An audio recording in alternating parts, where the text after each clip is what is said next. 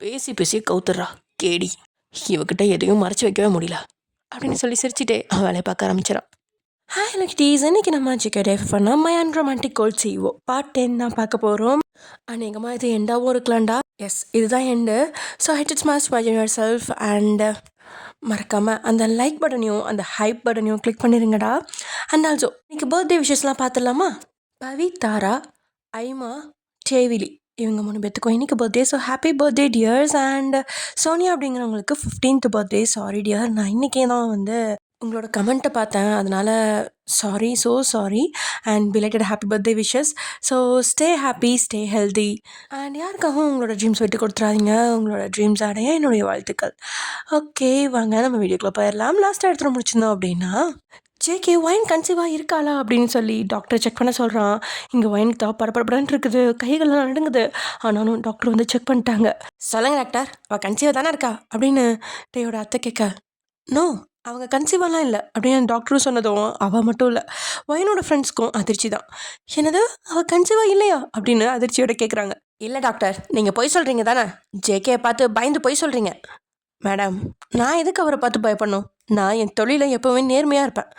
இனிமேல் இப்படி பேசாதீங்க அப்படின்னு அங்கேருந்து டாக்டர் கிளம்பிட்டாங்க. அப்பையும் டேயோட அத்தை நம்பலை.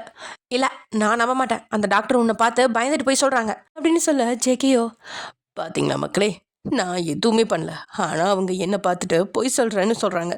இதுக்கு மேலே எப்படி தான் நிரூபிக்க முடியும்? அங்கே நின்றுட்டு இருந்த வயசான ஒரு பாட்டி பார்த்து, ஆமாம், உங்களுக்கு ஒரு பொண்ணு மாசமாக இருக்கா இல்லையான்னு பார்க்க தெரியும் தானே, நீங்கள் வாங்க வந்து பாருங்கள், நீங்கள் சொல்கிற வார்த்தையை நான் நம்புகிறேன் அப்படின்னு அவங்களையும் ஒயன் பக்கத்தில் கூட்டிகிட்டு வர, ஐயோ அந்த டாக்டர் இவனை பார்த்து பயந்து அப்படி சொல்லிட்டாங்க, இந்த வயசான பாட்டி அப்படிலாம் சொல்ல மாட்டாங்களே அப்படின்னு பயப்படுறா ஒயன். அவங்க கிட்ட வந்து ஒயனோட நாடியை பிடிச்சு பார்க்குறாங்க. கொஞ்ச நேரத்துக்கு அப்புறம், இல்லைம்மா, அந்த டாக்டர் சொன்னது உண்மைதான், இந்த பொண்ணு மாசமாலாம் இல்லை. இந்த முறை ஒயன் அதிர்ச்சியாக அவரை பார்க்குறாங்க. என்ன, நான் ப்ரெக்னெண்ட்டாக இல்லையா அப்படின்னு மனசுக்குள்ளே அதிர்ச்சி அடைகிறா. ஜேகேவும் எழுந்து நின்று, பார்த்தீங்களா சார், ஒரு பொண்ணு மேலே எப்படி பழி போட்டிருக்காங்கன்னு. ஒரு பொண்ணு மேலே எந்த பழியை வேணால் போடலாம், அதுலேருந்து அவங்களால வெளியே வர முடியும். ஆனால் இந்த மாதிரி பழி போடலாமா? இது அவங்கள மட்டும் பாதிக்காது, அவங்க மொத்த குடும்பத்தையுமே பாதிக்கும் தானே. சாரிப்பா, எங்கள் மேலே தான் தப்பு, மன்னிச்சிரு அப்படின்னு டேயோட அப்பா சொல்ல, இதெல்லாம் சரிடா, இதெல்லாம் தாலி கட்டுறதுக்கு முன்னாடியே சொல்ல வேண்டியது தானே அப்படின்னு டேயோட அத்தை கத்த, ஏய் வாய மூடு அப்படின்னு கத்துறாரு டேயோட அப்பா. சார் கொஞ்சம் பொறுங்க, இவங்க கேள்விக்கு நான் பதில் சொல்லித்தான் ஆகணும். மேடம், இங்கே நான் வந்தது கல்யாணத்தை பார்க்க. சார், அதான் உங்கள் அண்ணா கூப்பிட வந்தான் நான் வந்தேன். நீங்கள் பாட்டுக்கு ஒரு பொண்ணை என் கூட சேர்த்து வச்சு பேசுகிறீங்க. ஒயனே அமைதியாக இருக்கும்போது நான் என்ன பேச முடியும்? நான் பேசியிருந்தா இன்னும் தப்பாக தான் இருந்திருக்கும். ஆனால் இப்போ அவங்க என் மனைவி, இப்போ அவங்கக்கிட்ட எனக்கு முழு உரிமையும் இருக்குது. இந்த ஜேகேவோட மனைவி, அவங்கள பற்றி தப்பாக பேச மட்டும் இல்லை, தப்பாக நினைக்க கூட யாருக்கும் உரிமை கிடையாது. இப்போ நான் கொடுத்துக்கிட்டு இருக்க விளக்கம் கூட இத்தனை பேர் முன்னாடியும் அவங்க மொத்த குடும்பத்தையும் நீங்கள் அவமானப்படுத்தியிருக்கீங்க. அவரோட வளர்ப்பை தப்பாக பேசியிருக்கீங்க, ஒரு பொண்ணோட கற்பை பற்றி தப்பாக பேசியிருக்கீங்க. அதே இத்தனை பேர் முன்னாடி இவங்க மேலே எந்த தப்பும் இல்லைன்னு நான் நிரூபிச்சாதான் ஒரு அப்பாவால் நிம்மதியாக தூங்க முடியும். இது எல்லாத்துக்குமே ஏதோ ஒரு விதத்தில் நான் காரணமாயிட்டேன். ஒரு பொண்ணோட வாழ்க்கை என்னால் கெட்டு போகக்கூடாது, அதுக்காகவும் தான் அப்படின்னு சொல்ல, இங்கே ஜேகேவோட ஃப்ரெண்ட்ஸ்க்கெலாம் எதுவும் நடக்கவே இல்லை அப்படின்னு சொல்கிறத பார்த்து அப்பட்டமான ஆச்சரியமும் அதிர்ச்சியும் உறைஞ்சி நிற்கிறாங்க. ஒயனுக்கு நம்ம தப்பு செஞ்சிட்டோமோ மட்டும்தான். ஆமாம், இந்த கல்யாணத்துக்கு நம்ம சம்மதிச்சிருக்க கூடாது, எது நடந்திருந்தாலுமே யாருக்கிட்டையாவது உதவி கேட்டிருக்கணும் அப்படின்னு யோசிக்கிறா. ஜேகி பேசி முடிச்சுட்டு, இப்போ சொல்லுங்கள் சார், எனக்கும் அந்த பொண்ணுக்கும் எந்த சம்மந்தமும் இல்லை. ஆனால் உங்கள் பையனோட முட்டாள்தனத்தில் அவங்க வாழ்க்கையே கேள்விக்குறியாக இருக்கு. அதுவும் ஏன் கூட சேர்த்து வச்சு எப்படியெல்லாம் பேசிட்டாங்க. என்னோட மரியாதைக்கு இது எவ்வளோ பெரிய இழப்பு. இதுக்கு நான் என்ன வேணால் பண்ணலாம்ல, அது உங்களுக்கு புரியும்னு நினைக்கிறேன். அவன் வார்த்தையில் இருந்த மரியாதையும் நான் நினச்சா என்ன வேணால் பண்ண முடியும் அப்படின்னு மறைமுகமாக சொன்னதையும் இவர் புரிஞ்சுக்கிட்டாரு. மன்னிச்சிருப்பா, இப்படி ஒரு பிள்ளை பெற்றதுக்கு நான் அசிங்கப்பட்டு தான் ஆகணும். நீ என்ன முடிவு பண்ணாலும் நான் ஏற்றுக்கிறேன் அப்படின்னு பெருந்தன்மையாக பெரிய மனுஷன் மாதிரி நடந்துக்கிட்டாரு டேயோட அப்பா. அப்பா, என்ன பேசிகிட்டு இருக்கீங்க? அவன் நடிக்கிறான்ப்பா, அவங்களுக்குள்ள என்ன மாதிரி உறவுன்னு எனக்கு நல்லா தெரியும். அவன் என்னென்னமோ பேசி அவளை நல்லவளா காட்ட நினைக்கிறான் அப்படின்ட்டு இங்கேருந்து கத்த, சி வாய மூடுறா, இனி எது எப்படின்னாலும் உனக்கு என்ன? இப்போ அவங்க கணவன் மனைவி, அவங்கள பற்றி பேசுகிற எந்த தகுதியும் நமக்கு இல்லை. நீ இந்த மாதிரிலாம் நடந்துக்குவேன்னு கொஞ்சம் கூட எதிர்பார்க்கலடா அப்படின்னு கோமா பேசி முகத்தை திருப்பிக்கிட்டாரு டேயோட அப்பா. அவன் அம்மாவுக்கு என்ன பேசுறதுனே புரியல. டேயோட அத்தைக்கு கல்யாணம் நின்றுச்சு அப்படின்னு சொல்லி சந்தோஷமா இருந்தாலும் தன்னால தான் கல்யாணம் நின்றுச்சு அப்படின்னு யோசிச்சு தன் மாப்பிள்ளை என்ன செய்வானோ அப்படின்னு பயந்துட்டு இருக்காங்க. சாமி அப்படின்னு ஜெயக்கத்த அவன் பெரிய 2 சூட்கேஸ்களை தள்ளிக்கிட்டு வரான். என்ன எல்லாம் ஓகேவா? எஸ் பாஸ், நீங்கள் சொன்னது எல்லாமே இந்த பெட்டிக்குள்ளே இருக்கு அப்படின்னு சொன்னோன்னே ஜேகே அந்த சூட்கேஸ் ரெண்டையும் நகர்த்தி கொண்டு போய் டேயோட அப்பா முன்னாடி வச்சு, என்னப்பா அது? சார் இதில் 3 கோடி பணம் இருக்கு அப்படின்னு சொல்ல அங்கேருந்தவங்க எல்லாருமே அதிர்ச்சி ஆகுறாங்க. இதை எதுக்குன்னு தெரிஞ்சுக்கலாமா? நீங்கள் இது வரைக்கும் வயனுக்கு செலவு செஞ்ச பணம் அப்படின்னு சொல்ல வயனும் அவளோட ஃபேமிலியும் அப்படியே அதிர்ச்சி ஆகுறாங்க. எதுக்குப்பா இதெல்லாம்? என் பொண்டாட்டிக்கு மற்றவங்க செலவு செய்கிறது எனக்கு பிடிக்காது. இது வரைக்கும் இந்த கல்யாணத்துக்கு நீங்கள் செலவு செஞ்ச பணம் வேணாம் ஜேகே. உங்கள் கல்யாணத்துக்கு என்னோட பரிசாக இருக்கட்டும். வேணாம், உங்கள் அன்பு மட்டும் போதும். என் மனைவிக்கு எல்லாமே நான் செஞ்சதாக தான் இருக்கணும். அவர்கிட்டே பார்க்க ஜேகேக்கு அவங்க என்ன சொல்ல வராரு அப்படின்னு புரிஞ்சு, உங்களுக்காக மட்டும்தான் சும்மா விடுறேன். அடுத்த முறை இந்த ஜேகே பேச மாட்டான். மற்றவங்களையும் மொத்தமாக பேச விடவும் மாட்டான். உனக்காக மட்டும்தானா உன் பையனை விடுறேன், இல்லைனா போட்டு தள்ளிட்டு போயிட்டே இருப்பேன் அப்படின்னு மறைமுகமாகவும் சொல்லி வச்சிருக்கான்.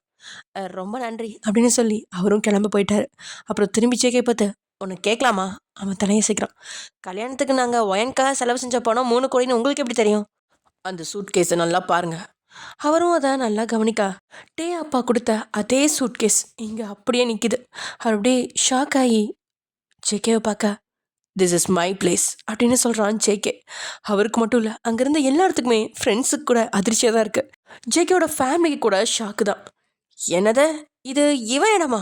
இத்தனை வருஷமா ஃப்ரெண்டாக இருக்கேன், ஒரு வார்த்தை சொன்னானா? படுபாவி பையன். இவனோட இடம்னு சொல்லியிருந்தா இந்நேரம் நான் எவ்வளோ என்ஜாய் பண்ணியிருப்பேன் அப்படின்னு புலம்பிட்டு இருக்கான் ஜின்னு. வயனுக்கும் ஷாக்கு தான். நீங்கள் நகை புடவை எடுத்ததும் என் கடை தான் அப்படின்னு சொல்ல, இந்த முறை டேயும் அதை இருந்து பார்க்குறான். ஓ, அதனால தான் அவன் அந்த கடையில் இருந்தானா அப்படின்னு யோசிக்கிறான். சரிப்பா, ரொம்ப நன்றி, நாங்கள் கிளம்புறோம் அப்படின்னு டேயோட அப்பா அங்கேருந்து வெளியே போக கோமா அங்கேருந்து கிளம்பி போகிறான். டேயும் ஒரு நிமிஷம் அப்படின்னு கிட்ட போய் அவன் காது பக்கத்தில் நிற்கிறான். ஜேகே அவன் என்ன அப்படிங்கிற மாதிரி அவனை முறைக்க, நீ சொன்னது எல்லாமே சரிதான், எங்களுக்குள்ள எல்லாம் முடிஞ்சிருச்சு தான். அப்புறம் அவன் வயிற்றுல குழந்தை இருக்குதான், அதுவும் ஏன் குழந்தை தான் அப்படின்னு சொல்லி அவனை பார்த்து ஒரு இகழ்ச்சி புன்னகை செய்கிறான் ஜேகே. அவன் அப்படி சொல்லதுமே டே அதிர்ச்சி அவனை பார்த்து முறைச்சிக்கிட்டே வெளியே போகிறான். இங்கே இதுக்கு காரணம்லாம் நான் தான் அப்படின்னு என்ன ஏதாவது பண்ணிடுவானோ அப்படின்னு டேக்கு பயந்து அவங்க அத்தை கையை பசஞ்சிக்கிட்டு அங்கேயே நின்றுட்டு இருக்காங்க. அவள் பக்கத்தில் போன ஜேகே, என்ன அவன் கொன்னுடுவானு பயமாக இருக்கா அப்படின்னு இலக்காரமாக கேட்கா. அவனை பார்த்து முறைச்சு, நான் ஏன் பயப்படணும்? அதெல்லாம் ஒன்றும் இல்லை. உனக்கு எவ்வளோ தைரியம் இருந்தா என் பொண்டாட்டி பற்றி இப்படியெல்லாம் பேசுவ? என்னமோ என் பொண்டாட்டி கர்ப்பமாக இருக்கான்னு சொன்னியே, கர்ப்பமாக இருக்கிறது என் பொண்டாட்டியில் உன் பொண்ணு அப்படின்னவன் அவன் அதிர்ச்சியில் கண்களை விரிச்சு முழிச்சுக்கிட்டு அவனை பார்க்க, டேய் என்ன சொல்கிற? அந்த பிள்ளைக்கு அப்பன் யாருன்னு தெரிஞ்சுக்கணுமா? அவள் அப்படியே நிற்கா. இப்போ போகிறானே உன் மாப்பிள்ள, அவன் கிட்ட போய் கேளு, கதை கதையாக சொல்லுவான் அப்படின்னு சொல்லி சிரிக்கா. இவ கோமா அங்கேருந்து ஓடுறான். போகிற அவளை பார்த்து சிரிச்சு தான் பேண்ட் பாக்கெட்டில் கைவிட்டு மாசா நிற்கிறான் ஜேகே. அவங்க மொத்த குடும்பமும் போனதுக்கப்புறம் அவனோட உறவினர்கள் போக ஆரம்பிக்கிறாங்க. இது எல்லாத்தையும் பார்த்துட்டு ஜேகே வேகமாக கீழே இறங்கி வரான். ஓடி வந்தவன் வேகமாக அவனை அணைச்சு, மச்சி சூப்பரா கலக்கிட்டு போ, நீ இப்படியெல்லாம் நடந்துப்பேன்னு நான் கனவுலேயும் நினச்சி பார்க்கலடா அப்படின்னு சொல்லி சிரிக்கிறான். அப்போ அவனோட அக்காவும் பக்கத்தில் வந்து, ஜேகே ரொம்ப தேங்க்ஸ்டா ஒரு பொண்ணோட வாழ்க்கையை காப்பாற்றினதுக்கு அப்படின்னு சொல்ல, அக்கா ஏன் இப்படி பேசுகிற? நீ என்ன சொன்னாலும் நான் செய்வேன். இனிமேல் என்கிட்ட இப்படிலாம் சொல்லாத. என்கிட்ட என் அக்கா எப்போவுமே எனக்கு கட்டில் மட்டும்தான் போடணும் அப்படின்னு சொல்ல கண்களில் கண்ணீரோட அவன் தோல் மேலே சாஞ்சிக்கிட்டாங்க. அப்போது வயனோட அப்பா அவன் பக்கத்தில் வந்து, தம்பி அப்படின்னு கண்கள் கலங்க கையை எடுத்து கும்பிட்றாரு. உடனே பதறி அவர் பக்கத்தில் போனவன், சார் ஏன் இப்படிலாம் பண்ணிட்டு இருக்கீங்க? ஆக்சுவலாக நான் உங்ககிட்ட தான் சாரி கேட்கணும். என்னை பழிவாங்க தான் இப்படிலாம் பண்ணியிருக்கான். என்னை சார்ந்த விஷயம் என் குடும்பத்துக்கும் என் கம்பெனியில் வேலை செய்கிற யாரையும் பாதிக்கக்கூடாதுன்னு தெளிவாக இருப்பேன். ஆனால் என்ன மீறி ஒயன்கிட்ட இந்த மாதிரி விஷயங்கள் நடந்திருக்கு. இது எல்லாத்துக்கும் மொத்த காரணம் நான் தான். இந்த ஜேகே யார்கிட்டையும் இது நாள் வரைக்கும் ஒரு சாரி கூட கேட்டது கிடையாது. உங்ககிட்ட கேட்குறேன், ஐ எம் சாரி. ஐயோ தம்பி, இப்படிலாம் பேசி என் மனசை கஷ்டப்படுத்தாதீங்க. நானும் தான் தப்பு பண்ணியிருக்கேன். என் பொண்ணு வாழ்க்கை சந்தோஷமாக இருக்கணும்னு நினச்சி அந்த பாவிங்களை பற்றி கேட்காம அவசரப்பட்டு இந்த கல்யாணத்துக்கு ஒத்துக்கிட்டது ஏன் தப்பு தான் அப்படின்னு சொல்லி கண்கள் கலங்க. விடுங்க சார், அதான் இப்போ எல்லாமே நல்லபடியாக முடிஞ்சிச்சுல, நீங்கள் ஏன் கண் கலங்கிட்டு இருக்கீங்க? போய் கொஞ்சம் நேரம் ஓய்விடுங்க. நிலா அப்படின்னு ஜேகே அவளை கூப்பிடா. சொல்லுங்க மாமா. அவரை கூட்டிகிட்டு போய் ரெஸ்ட் எடுக்கவே. ஓகே மாமா, வாங்க அங்கிள் போகலாம் அப்படின்னு சொல்லி அவங்கள கூட்டிகிட்டு போகிறாங்க. அப்போது ஜேகேவோட அப்பா பக்கத்தில் வர அவரை பார்த்து திரும்பி நின்றுக்கிட்டான். ஜேகே, நீ இன்னைக்கு நடந்துக்கிட்டதை பார்த்து எனக்கு ரொம்ப சந்தோஷமாக இருக்குப்பா. உன்னை நினச்சா எனக்கு பெருமையாக இருக்குது. உன்னோட மனசையும் வளர்ச்சியையும் பார்த்து ஒவ்வொரு நிமிஷமும் நான் ஆச்சரியப்பட்டுக்கிட்டே இருப்பேன். இன்னைக்கு தான் என் மனசு ரொம்ப நிறைஞ்சு மன நிறைவோடு இருக்கேன். எங்க உன் கல்யாணத்தை பார்க்காமலே கண்ணை மூடிடணும்னு பயந்துக்கிட்டே இருந்தேன். இனி எனக்கு எந்த பிரச்சனையும் இல்லைப்பா. சாவே வந்தாலும் சந்தோஷமாக ஏற்றுக்குவேன் அப்படின்னு அவர் கண்கலங்க. ஜேகே அதெல்லாம் எதுவுமே கண்டுக்கல. ஜென், இன்னைக்கு சாயங்காலம் ரிசப்ஷன் இருக்கு, தேவையில்லாம வெட்டி நாயம் பேசிக்கிட்டு இருக்க வேணான்னு சொல்லு, போய் எல்லாரையும் ரெஸ்ட் எடுக்க சொல்லு அப்படின்னு சொல்ல ஜென் உடனே ஜேக்கோட அக்காவை பார்க்க வாங்கப்பா, அவன் சொல்றது சரிதான் அப்படின்னு அவங்களை கூட்டிட்டு போயிட்டாங்க. அவங்களும் மண்டபத்துக்கு வந்த கூட்டமும் நகர ஜென் அவங்களெல்லாம் சாப்பிட்டுட்டு போக சொல்ல அப்படின்னு சொல்ல ஜென்னும் எல்லார்த்தையும் அப்படியே சாப்பிட்ற ரூம்க்கு அழைச்சிட்டு போய் சாப்பிட வச்சு அனுப்பி வைக்கிறான். ஒரு வழியே எல்லாமே முடிஞ்சிருச்சு, எல்லாரும் சாப்பிட போறாங்க. ஜென்னுக்கோ நல்ல வேலை, அவன் இந்த அளவுக்கு பண்ணதே போதும், நான் கூட பயந்துட்டே இருந்தேன், கடவுளே உனக்கு நன்றிப்பா அப்படின்னு நினச்சிட்டு அப்படியே ஃப்ரெண்ட்ஸ்லாம் கூட்டிகிட்டு போகிறான். எல்லாரும் போனதுக்கப்புறம் வயன் ஜேகே சாமி மட்டும்தான் இருக்காங்க. சாமி அப்படின்னு அவன் கர்ஜிக்கா 11 மணிக்கு ப்ரெஸ் மீட்டிங் இருக்கு, ஏற்பாடு பண்ணிடு, அவங்க எல்லாரையும் சாப்பிட வச்சிரு, நான் வந்து பேசுகிற வரைக்கும் இங்கே நடந்தது எதுவுமே வெளியே கசியக்கூடாது, மீறி ஏதாவதுன்னா அவங்க உயிர் அவங்க கிட்ட இருக்காதுன்னு சொல்ல, பி கேர்ஃபுல். ஓகே சார் அப்படின்னு போக அங்கே வயன் மட்டும்தான் இருக்கா. எல்லாருமே போனதுக்கப்புறம் ஜேகேயோட முகம் மாறி கடுமையாகுது. இப்போ அவன் முகம் பார்க்கவே பயமா இருக்கு, கண்கள்ல கடுமையும் முகத்துல கோபத்தையும் இருக்கா. விட்டா அவளை தன் நெத்திக்கல்லால எரிச்சிடுவான் போல. அவளுக்கும் அவனை பார்க்க பயமா தான் இருக்கு. இந்த ஒரு கோலத்துல அவனை பார்த்தது கூட கிடையாது. அவளை பார்த்து கம் டு மை ரூம் அப்படின்னு சொல்லி அந்த அரக்க அப்படியே வேக நடைகளோட முன்னாடி போக அந்த ஷூ கால் சத்தம் கூட காதை கிழிக்குது. அவ உடம்புலாம் தனிச்சியா அவன் பின்னாடி போகுது. கொஞ்ச தூரம் போகணும்னே ஒரு லிஃப்ட் வருது. ஏதோ வரவழைக்கப்பட்ட தைரியத்தோட வயனும் விட்டு வயன் அதான் கல்யாணம் ஆயிடுச்சுல பார்த்துக்கலாம் அப்படின்னு அவன் பின்னாடியே குனிஞ்சு தலையோட அவன் காலையே பார்த்துக்கிட்டு போகிறான். அவன் முகத்தை பார்க்கவே அவளுக்கு பயமாக இருக்கு. அவன் கால் லிஃப்ட் பக்கத்தில் வந்ததுமே நின்றுச்சு. அவன் கால் நின்னதும் இவ்வளோ நிற்கா, லிஃப்ட் கதவு திறக்க அவன் உள்ளே போக அவன் பின்னாடியே போகிறான். அது லிஃப்ட்டுன்னு அவன் கவனிக்கல. அவன் பட்டுக்கு போகிறான்னு இவனும் பின்னாடியே நடந்துக்கிட்டே போக அவன் டக்குன்னு நிற்கவும் அதுக்கு மேலே லிஃப்ட்டில் எங்கேப்பா போகிறது, இவன் முதுகு மேலேயே போய் நின்றுட்டா மோதி. அப்படின்னு நெத்தியை தேய்ச்சிக்கிட்டே அவன் திட்டலான்னு போக அவன் முறைச்ச முறைப்பில் கம்முன்னு நின்றுட்டான். ஹீ சாரி அப்படின்னு இழிக்க அவன் கோமா லிஃப்ட் பட்டன் அழுத்துறான். அதோட நம்பரை பார்க்க அது 10ன்னு காமிக்குது. இப்போ இவன் எதுக்கு இஞ்சி தானே குரங்கு மாதிரி மூஞ்சி வச்சுட்டு வரான்? ஆக்சுவலாக இதெல்லாம் பண்ண வேண்டியது நான் தானே. இந்த சார் கொஞ்சம் மூளை குழம்பி அவர் பண்ணிட்டு இருக்காரு. முருகா, இந்த லூசு பையன் கிட்ட என்னை காப்பாத்திருப்பா அப்படின்னு இறைவனை வேண்டிட்டு இருக்கா. என் லிஃப்ட்டை விட்டு வெளியே போனதுமே அந்த இடத்த பார்த்து அப்படியே அவளோட கோழி முட்டை கண்கள் விரிஞ்சு நிற்குது. லிஃப்ட்டு கதவுல இருந்து அந்த ரூமோட அந்த என்ட்ரன்ஸ் எல்லாமே ஒயிட் கலரில் இருக்குது. நடுவில் சோஃபா போட்டு ரொம்ப பெரிய ஹாலாக இருக்குது. அந்த ஹாலோட முடிவில் ஒரு ரூம் இருக்கா. வலது பக்கம் இன்னொரு ரூம் இருக்குது, இடது பக்கம் சமையல் ரூம் இருக்குது. ஹால், கிச்சன், பெட்ரூம்னு ஒரு மினி தேட்டர், நீச்சல் குளம்னு இன்னும் பல வசதிகள் இருக்குது. அவன் கோவமாக உள்ளே போய் வேக வேகமாக தன்னோட கோட்டை கழட்டி அந்த பெட்டு மேலே ஏறிறான். அவனையே பார்த்துக்கிட்டு இருக்கா. அவன் திரும்ப அவன் முகத்தில் அக்னி தேவன் தான் இருக்குது. இங்கே என்ன நடக்குது ஒயன்? அவன் கேட்டது அவளுக்கு புரியல. யார்கிட்ட பேசுகிறான் அவன் அப்படின்னு இங்கேயும் அங்கேயும் திரும்பி பார்த்துட்டு, இங்கே ஒன்றும் நடக்கலையே சார், நம்ம தான் நின்றுட்டு இருக்கோம். ஏற்கனவே கோபத்தில் இருக்க மனுஷனுக்கு இப்படி பதில் சொன்னா எப்படி இருக்கும்? அவன் முகம் இன்னும் கோமாயி அங்கிருந்த பூச்சாடிய கீழே தள்ளிவிட இவ காதை மூடிட்டா. யூ இடியட், நான் என்ன கேள்வி கேட்குறேன், நீ என்ன பதில் சொல்ற? நீ என்ன லூசா? இல்லையா சார், நான் கொஞ்சம் டைட்டாக தான் இருக்கேன். அவன் சொன்ன பதில் அவனுக்கு இன்னும் தான் கோவம் அதிகமாகுது. ஏய் சாவுமோனே சாவு, என்னை எப்படிலாம் டார்ச்சர் பண்ணியிருப்ப, உனக்கு இனிதாண்டி இருக்கு. ஏண்டா இந்த ஒயன் கழுத்தில் தாலி கட்டணும்னு நீ யோசிக்கணும் அப்படின்னு மனசுக்குள்ள சிரிச்சுக்கிட்டு வெளியே முகத்தை பாவமாக வச்சுக்கிட்டா. சார், நீங்கள் என்ன கேட்குறீங்கன்னு எனக்கு புரியல, எதுவாக இருந்தாலும் தெளிவாக கேளுங்க. ஏண்டி, நான் தான் உன்னை தொட்டதுக்கு உன்னை கல்யாணம் பண்ணிக்கிறேன்னு சொன்னேன்ல, அப்புறம் ஏன் என்னை கல்யாணம் பண்ணிக்க இந்த அளவுக்கு ட்ராமா பண்ணும்? போங்க சார் போங்க, உலகத்திலே மிகப்பெரிய காமெடி இதுதான் அப்படின்னு திரும்பவும் சிரிக்கிறான். அவன் இன்னும் கோமா, எதுக்கு இந்த சிரிப்பு? பின்ன என்ன சார், இங்கே நடந்தது எல்லாமே உங்களுக்கும் தெரியும் எனக்கும் தெரியும். நான் தான் இந்த கல்யாணம் நடக்கட்டும்னு உட்காந்துட்டேன்ல. நீங்கள் தான் உங்கள் அக்கா சொன்னாங்கன்னு என் கழுத்தில் தாலி கட்டிட்டீங்க. என்னை வந்து இப்போ நாடகம் போடுறேன்னு கேட்டால் நான் என்னதான் பண்ணுறது? அப்போ நீ ஒன்றுமே பண்ணல. நெவர். அப்போ இந்த கழுத்தில் இருக்க தாலியை கழட்டி கொடு. ஐயோ பகவானி, அபச்சாரம் அபச்சாரம். யாராவது ஒரு பொண்ணு கழுத்துல இருக்க தாலியை கேட்பாங்களா? அதுவும் கட்டி இன்னும் 1 மணி நேரம் கூட ஆகலை. கட்டினா அந்த புருஷனை கிட்ட நான் என்னதான் பண்றது? இறைவா, இதை கேட்க யாருமே இல்லையா? இதுக்கு தான் எனக்கு 4 பேர் இருக்கணும் போர்க்கூட தூக்கட்டி வரதுக்கு அப்படின்னு இவன் ஏதோ பேசிட்டு இருக்க. எச்சி வாய மூடு. இப்போ எதுக்கு இப்படிலாம் நடிச்சிட்டு இருக்க? என்னது நடிக்கிறேனா? நடிச்சதாவே இருக்கட்டும், நீங்களும் ஒழுங்கா பேசாத வரைக்கும் நான் நடிச்சிட்டு தான் இருப்பேன். என்னடி ஓவரா பேசுற? இங்க பாருங்க ஜேகே சார், நானா வந்து என் கழுத்தில் தாலி கட்டணும்னு நான் ஒன்றும் சொல்லலை. அங்கே நடந்த சூழ்நிலை அப்படி. உங்கள் அக்கா சொன்னாங்கன்னு நீங்களும் தாலி கட்டிட்டீங்க, அவ்வளோதான், பிரச்சனை முடிஞ்சிச்சு. இதுக்கு மேலே எதுவும் பேச வேணாம். நீங்கள் உங்கள் வேலையை பாருங்கள், நான் என் வேலையை பார்க்குறேன். நான் கேட்டதுக்கு இன்னும் பதில் சொல்லவே இல்லையே. ஐயோ சார், ஒரு முறை சொன்னா உங்களுக்கு புரியாதா? இங்க பாருங்க, நீங்க போடுற பிச்சை வாழ்க்கை எனக்கு வேணான்னு சொல்லி தான் நான் இந்த கல்யாணத்துக்கு சம்மதிச்சேன். அவன் என் கழுத்துல தாலி கட்டியிருந்தா அமைதியா ஏத்துக்கிட்டு இருந்திருப்பேன். அதுக்கு அடுத்து வர பிரச்சனையை நான் ஃபேஸ் பண்ணியிருந்திருப்பேன். அவங்க அத்தை இப்படியெல்லாம் பேசுவாங்கன்னு எனக்கு தெரியாது. என்னோட குழந்தை விஷயம் எப்படி அவங்க காதுக்கு போச்சுன்னு எனக்கு தெரியாது. இதெல்லாம் என்ன நம்ப சொல்றியா? கூப்பிட்டு வச்சு என்னை எல்லாரும் கேவலப்படுத்தியிருக்கீங்க. நீங்க நம்பாட்டியும் எனக்கு எந்த பிரச்சனையும் இல்லை சார். உங்களை மாதிரி நடிக்கலாம் எனக்கு வராது. ஓ, அப்ப நான் நடிக்கிறேனா? பாத்தீங்களா மக்களே, மனசாட்சி இல்லாம கேள்வி கேட்கறான் அப்படின்னு மனசுக்குள்ள அவனை வெறுத்து எடுத்துட்டு, இதை நான் சொல்லிதான் உங்களுக்கு தெரியணும்னு அவசியம் இல்லை சார். மண்டபத்துல நடந்ததெல்லாம் பார்த்துட்டு தானே இருந்தேன்.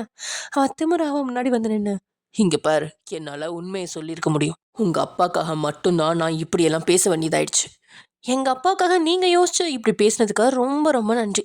அப்படி எங்க அப்பாவுக்காக செய்யறதுக்கு அவர் உங்களுக்கு எந்த விதத்துலயும் உறவு கிடையாதே அப்படின்னு சொல்லி அவனை ஒரு மார்க்கமா பார்த்து வைக்கிறா.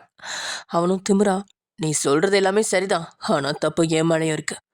பரவாயில்ல, இந்த விஷயத்துலாவது தப்பு உங்க மேல இருக்குன்னு நீங்க ஒத்துக்கிட்டீங்களே, அந்த தப்புக்கு நீயும் தான் காரணம் அப்படின்னு கூலா அவன் மேலேயே பழிய போட்டுட்டான். ஆமா, நான் என்ன பண்ணேன்?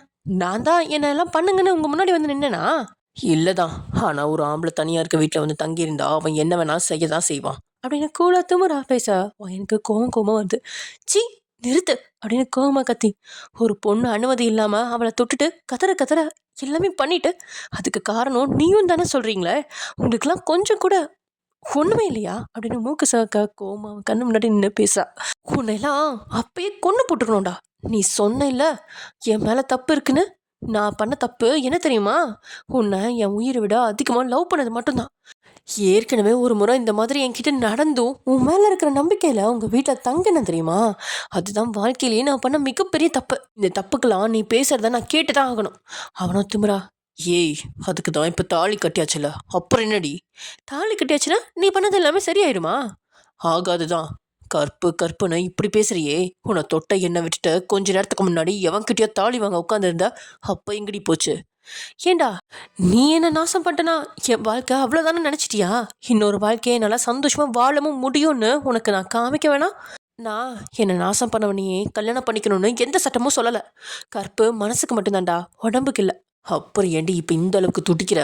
அப்புறம் எதுக்கடி நான் கட்டின தாலியை இன்னும் வச்சிருக்க? நான் கட்டின தாலியை கழட்டி கொடுறி. எவன் கூட வாழணும்னு நினைக்கிறியோ அவன்கிட்டயே போய் தாலி கட்டிக்கோ போ. இங்க பாரு, கட்டது வேணா நீயா இருக்கலாம், அதோட உனக்கு எல்லாம் முடிஞ்சிருச்சு. ஆனா அது என் கழுத்துல இருக்கிறதுக்கும் இல்லாம இருக்கிறதுக்கும் நான் தான் முடிவு எடுக்கணும். ஸோ இப்போ இதை கழற்ற ஐடியா எனக்கு இல்லை, அதை கழட்ட முடியாது. வெரி சாரி அப்படின்னு அவன் சொல்ல, இப்போ இவ்வளோ பேசுறவ அன்னைக்கு நடந்தத உங்க அப்பா கிட்ட சொல்ல வேண்டியதானே? அப்பா, எல்லாத்துக்கும் இவன் தான் காரணம், இவன் கிட்ட நான் தாலி கட்டிக்க முடியாதுன்னு உங்க அப்பா என்ன ஜெயில பிடிச்சி போட்டிருப்பார்ல, இப்ப நானும் உனக்கு தாலி கட்ட வேண்டியதா இருந்திருக்காது. அதை கேட்டோன்னே ஒயன் அமைதியா இருக்கா. சொல்லியிருக்க முடியாதுல்ல, சொல்லியிருந்தா தான் என்னைக்கோ சொல்லியிருப்பியே. அதனால தான் நான் சொல்லலை. ஒரு தந்தையா ஒரு மனுஷன் நான் உடைக்க விரும்பல. இந்த இடத்துல நான் ஒரு மனுஷனா நடந்துக்கிட்டேன், அவ்வளோதான். அவங்க பேசுகிறப்பவே உங்கள் அப்பாவுக்கு முகமே இல்லை.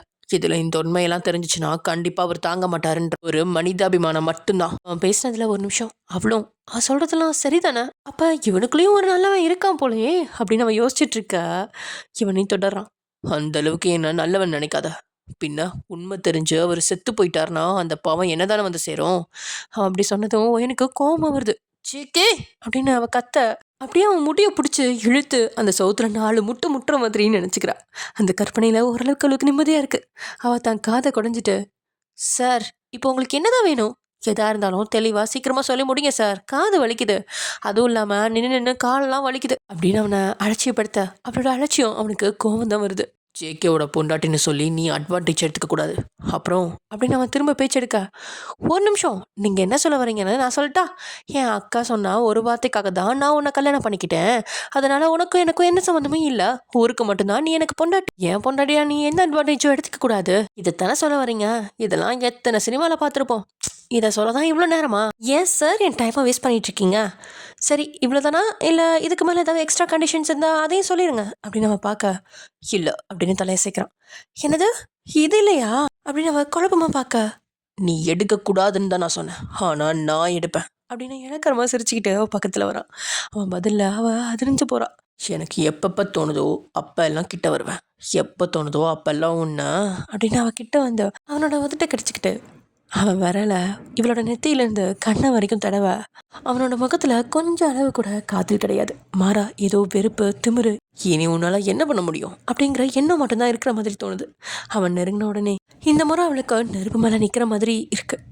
அவன் தொட்ட இடம்லாம் இப்போ அவளுக்கு எரியிற மாதிரி இருக்கு. அவள் உடனே சுதாரிச்சு அவனை தள்ளி விட்டுட்டு, இங்கே பாருங்க, நான் ஒன்றும் அந்த மாதிரி பொண்ணு கிடையாது. உங்கள் இஷ்டத்துக்கு என்ன வேணாம் செய்யலாங்கிறதுக்கு. இப்போ நீ தொட்ட இடம்லாம் எனக்கு எரியுதுடா. உன் முன்னாடி நிற்கிறது கூட எனக்கு உடம்புலாம் கூசுது அப்படின்னு கோமா அவன் கண்ணை பார்த்து பேசுகிறா பையன். அவள் பேசினதுல அவனுக்கு கோவம் கண்ணை கட்டுது. திரும்ப அவள் பக்கத்தில் வந்து அவளோட தாடையை பிடிச்சு தான் பக்கத்தில் இழுத்துவான். இங்கே பாரு, அன்னைக்கு நடந்தது ஜஸ்ட் ஒரு ஆக்சிடென்ட். அதுக்காக உன் மேலே ஆசைப்பட்டு உன்னை அடையணுங்கிற வெறியில் அப்படி நடந்துக்கிட்டேன்னு நினைக்காத. உன்னை நான் அப்படி நினச்சிருந்தா உன்கிட்ட காதல் வார்த்தை பேசி உன்னை என்னால் அடைஞ்சிருக்க முடியும். ஆனால் நான் அப்படி செய்யலை. பிகாஸ் உன் மேலே எனக்கு எந்த ஃபீலிங்கும் இல்லை. பட் அன்னைக்கு நடந்தது ரொம்ப பெரிய தப்பு தான். நான் எவ்வளோ காரணங்கள் சொன்னாலும் அது உனக்கு எவ்வளோ வலிச்சிருக்குன்னு எனக்கு புரியும். என் தப்பு, நான் ஒத்துக்கிறேன். ஐ எம் ரியலி சாரி அப்படின்னு சொல்ல, நம்ம ஜேகேவா இப்படி பேசுறது? ஒரு வேளை திரும்பவும் நான் கனவு எதுவும் கங்குறேனா அப்படின்னு வியந்து அதிர்ச்சியாகி இவனை பார்க்குறான். அவன் குழப்பமா பார்க்கறத பார்த்த ஜேகே ஒரு ஆழ்ந்த பெருமூச்சு விட அவன் கோவம் மட்டுப்படுது. அவகிட்ட இருந்து தன்னோட கையை பிரித்து எடுத்து தன்னோட கோட் பாக்கெட்டுக்குள்ளே கையை விட்டுட்டு, எந்த தப்புமே பண்ணாத இந்த ஜேகேக்கு அது ஒன்று மட்டும்தான் கில்ட்டி ஃபீலிங்காக இருந்துச்சு. அதனால தான் என் அக்கா சொன்ன உடனே உன் கழுத்தை தாலி கட்டினேன். வேறு எந்த எண்ணமும் இல்லை. இப்போ சொன்னியே திரும்ப உன்னை தொடணுங்கிற எண்ணமும் எனக்கு இல்லை. ஜஸ்ட் தாலி கட்டியிருக்கேன், அவ்வளோதான். பட் மற்றது எல்லாமே உன் விருப்பம். ஜேகேவோட மனைவியாக இங்கே இருக்கிறதுனா இருக்கலாம். பட் இனிமேல் நமக்குள்ள முன்னாடி இருந்த அதே ரிலேஷன்ஷிப் மட்டும்தான். I am your boss, you are my staff, that's only. இந்த ரிலேஷன்ஷிப்பில் இருந்த எப்போ வேணாலும் நீ விலகிக்கலாம். அவன் பேசினதெல்லாம் கேட்டு அவளுக்கு ஒன்றுமே புரியல. இது என்ன டிசைனோ அப்படின்னு யோசிக்கிறான். ஈவினிங் ரிசப்ஷன் இருக்கு, போய் ரெஸ்ட் எடு அப்படின்னு அவன் அங்கேருந்து ஒரு ரூம்குள்ளே போக, ஒரு நிமிஷம் அப்படின்னு அவன் சொல்ல, நீங்கள் சொல்கிறது எல்லாமே சரிதான் பாஸ். அவன் அப்படி கூப்பிட அவன் கண்ணு சுருக்கி கோவமாக தான் பார்க்குறான். அவன் முகத்தை பார்த்தவ, பவனே நீ இதனோட கூப்பிட சொன்ன அப்படின்னு மனசுக்குள்ள நினச்சிக்கிட்டு, நீங்கள் நம்ம ரிலேஷன்ஷிப்பை பற்றி சொல்லிட்டீங்க, பட் இவங்க கூட என்ன உறவுன்னு தெரிஞ்சுக்கலாமா அப்படின்னு தன்னோட வயிற்றுக்கு மேலே கையை வச்சு அவனை பார்த்து கேட்குறான். அவன் அவளை பார்த்து திமிரா சிரிச்சிட்டு, உன் வயிற்று கூட எனக்கு என்ன ரிலேஷன்ஷிப் இருக்க போகுது? அவன் சொன்னதில் கடுப்பானவ அவனை பார்த்து கை காட்டி, டேய் லூசு பையலே, வயிற்ற சொல்லடா, வயிற்றில் இருக்க குழந்தைய சொன்னேன். நீலாம் எப்படி இவ்வளோ பெரிய பிஸ்னஸ் மேனாக மாறின? கண்டிப்பாக உனக்குலாம் கொஞ்சம் கூட அறிவே இல்லை. உண்மையாக உனக்கு புரியலையா இல்லை நடிக்கிறியா? நீ ஒரு முட்டாள் தான்டா. யாரு நானா? இல்லாத குழந்தையா இருக்குன்னு சொல்கிறேன், நீ முட்டாளா இல்லை நான் முட்டாளா? அவன் அப்படி சொல்ல இவ்வளோ அதிர்ச்சியாக பார்க்குறா. ஏய், நீ எப்படி இப்படிலாம் சொல்லலாம்? குழந்தையெல்லாம் இருக்குது, உன் மேலே கோவமாக தான் இருக்கேன். அதுக்காக நம்ம குழந்தைய நானே போடா, நான் அது எதுவும் பண்ணலை. நீ இல்லாட்டியும் இதை என்னோட காதல் பரிசாக நினச்சி இவன் கூட நான் வாழவே முடிவு பண்ணிட்டேன் அப்படின்னு அவன் வயிற்ற கை வச்சு பாவமாக சொல்ல, அவள் சொன்னது ஏதோ ஒரு விதத்தில் அவனை பாதிக்குது. கோமா, ஏய் நான் குழந்தைங்கிற ஒன்றே இல்லைன்னு சொல்கிறேன் அப்படின்னு அவன் சொல்ல, இவ குழப்பமா, அது எப்படி நீ சொல்கிற? நீ என்ன டாக்டரா? வெளியே எல்லாருக்கிட்டையும் போய் சொன்ன மாதிரி என்கிட்டயும் சொல்ல நினைக்காத. எனக்கு தெரியும், நான் எல்லாரும் முன்னாடியும் அவமானப்படக்கூடாதுன்னு தானே நீ குழந்தை இல்லைன்னு சொன்னேன். உன்னை பார்த்து பயந்து தானே அந்த டாக்டர் நான் கன்சீவாக இல்லைன்னு சொன்னாங்க. அது எனக்கு நல்லாவே புரியுது ஜேகே. நான் ஒன்றும் உன்னை தப்பாலாம் நினைக்கல, சரியா? எப்போ நீ என் கழுத்தை தாலி கட்டினியோ அப்போவே இந்த உன் குழந்தைய ஏற்றுக்கிட்டேன்னு நான் நினச்சிக்கிட்டேன். ஸோ நீ எதுவும் நினச்சிக்காத, பயப்படாத. இப்போ தான் நமக்கு கல்யாணம் ஆயிடுச்சுல, நம்ம யாரை பார்த்து பயப்படணும்? கொஞ்ச நாள் கழிச்சு இந்த குழந்தைய பற்றி வெளியில் சொல்லலாம், சரியா அப்படின்னு பாமாவும் பதட்டமாகவும் சொல்கிறான். அப்புறம் வயிற்று தடவிக்கிட்டே, பாரு பாப்பா, உங்கள் அப்பா வெளியே எல்லாத்துக்கிட்டையும் போய் சொன்ன மாதிரி என்கிட்டயும் போய் சொல்கிறாரு. நீ இல்லைன்னு சொன்னால் அம்மா நம்பிடுவேனா? உங்கள் அப்பா உனக்காக மட்டும்தான் என்ன கல்யாணம் பண்ணிக்கிட்டாரு. அது எனக்கும் நல்லாவே தெரியும். நீ பிறந்ததுக்கப்புறம் தனியாக கஷ்டப்படக்கூடாதுல்ல, அதுக்காக அப்படின்னு தனக்கு தானே பேசி அவனை பார்த்து சிரிக்கிறான். எனக்கு என்னமோ நீ லூஸாகவே மாறிட்டேன்னு நினைக்கிறேன். நீ ஏன் டாக்டர் சொல்கிறத நம்ப மாட்டேங்கிற? அவங்க தான் நீ கன்சீவ் இல்லைன்னு சொல்கிறாங்கல்ல, அப்புறம் எப்படி நீ கன்சீவாக இருக்கன்னு நீயே சொல்கிற? அவன் திரும்பவும் அதே மாதிரி பேச, இந்த முறை கோமாவும் பதட்டமாவும் அவனை பார்த்து பேசுகிறான். ஜேகே போதும் விளையாடாத, நீ தானே டாக்டர் அப்படி சொன்ன. சரி, டாக்டரை நான் சொன்னதா நீ நினச்சிக்கலாம். அப்போ அந்த பாட்டிமா சொன்னது? ஒரு நிமிஷம் அவளும் யோசிச்சு கொஞ்சம் தடுமாற்றத்தோட, அவங்களுக்கு அக்யூரேட்டாக தெரியாமல் இருந்திருக்கலாம் அப்படின்னு இந்த முறை சொல்ல, இவ குரல் குறைஞ்சிருக்கு. பல பிரசவம் பார்த்தவங்களுக்கு கையை பிடிச்சி நீ கர்ப்பமாக இருக்கியா இல்லையான்னு பார்த்துட்டு சொல்ல தெரியாதா? அப்படி இருந்தால் அவங்க ஏன் போய் சொல்லணும்? இத்தனைக்கும் அவங்க அந்த டேயோட உறவு. அப்படி உண்மையை சொல்லியிருந்தா அங்கே வேற மாதிரி நடந்திருக்கும். அப்படி இருக்கும் பொழுது அவங்க ஏன் நீ ப்ரெக்னெண்ட்டாக இல்லைன்னு போய் சொல்லணும்? யோசிச்சியா? இவன் பேசினதை வச்சு இவன் இந்த முறை யோசிக்க, ஏன்னா நீ ப்ரெக்னெண்ட்டாகவே இல்லை. அவள் ஒரு நிமிஷம் அதிர்ந்து தான் போகிறான். இல்லை இல்லை, நீ பொய் சொல்கிற அப்படின்னு இவ தடுமாற்றத்தோடு சொல்ல, நான் ஏன் பொய் சொல்லணும்? உன்னையவே நான் கல்யாணம் பண்ணிக்கிட்டேன், இந்த குழந்தைய ஏற்றுக்க மாட்டேனா? அப்படின்னு ஜேகே கேட்க இந்த முறை வயன் அதிர்ச்சியில் உறைஞ்சு கண்கள்லேருந்து கண்ணீர் வந்துட்டுருக்கு. ஆமாம், அவன் தான் தாலி கட்டிட்டான்ல, இப்போ எதுக்கு போய் சொல்லணும்?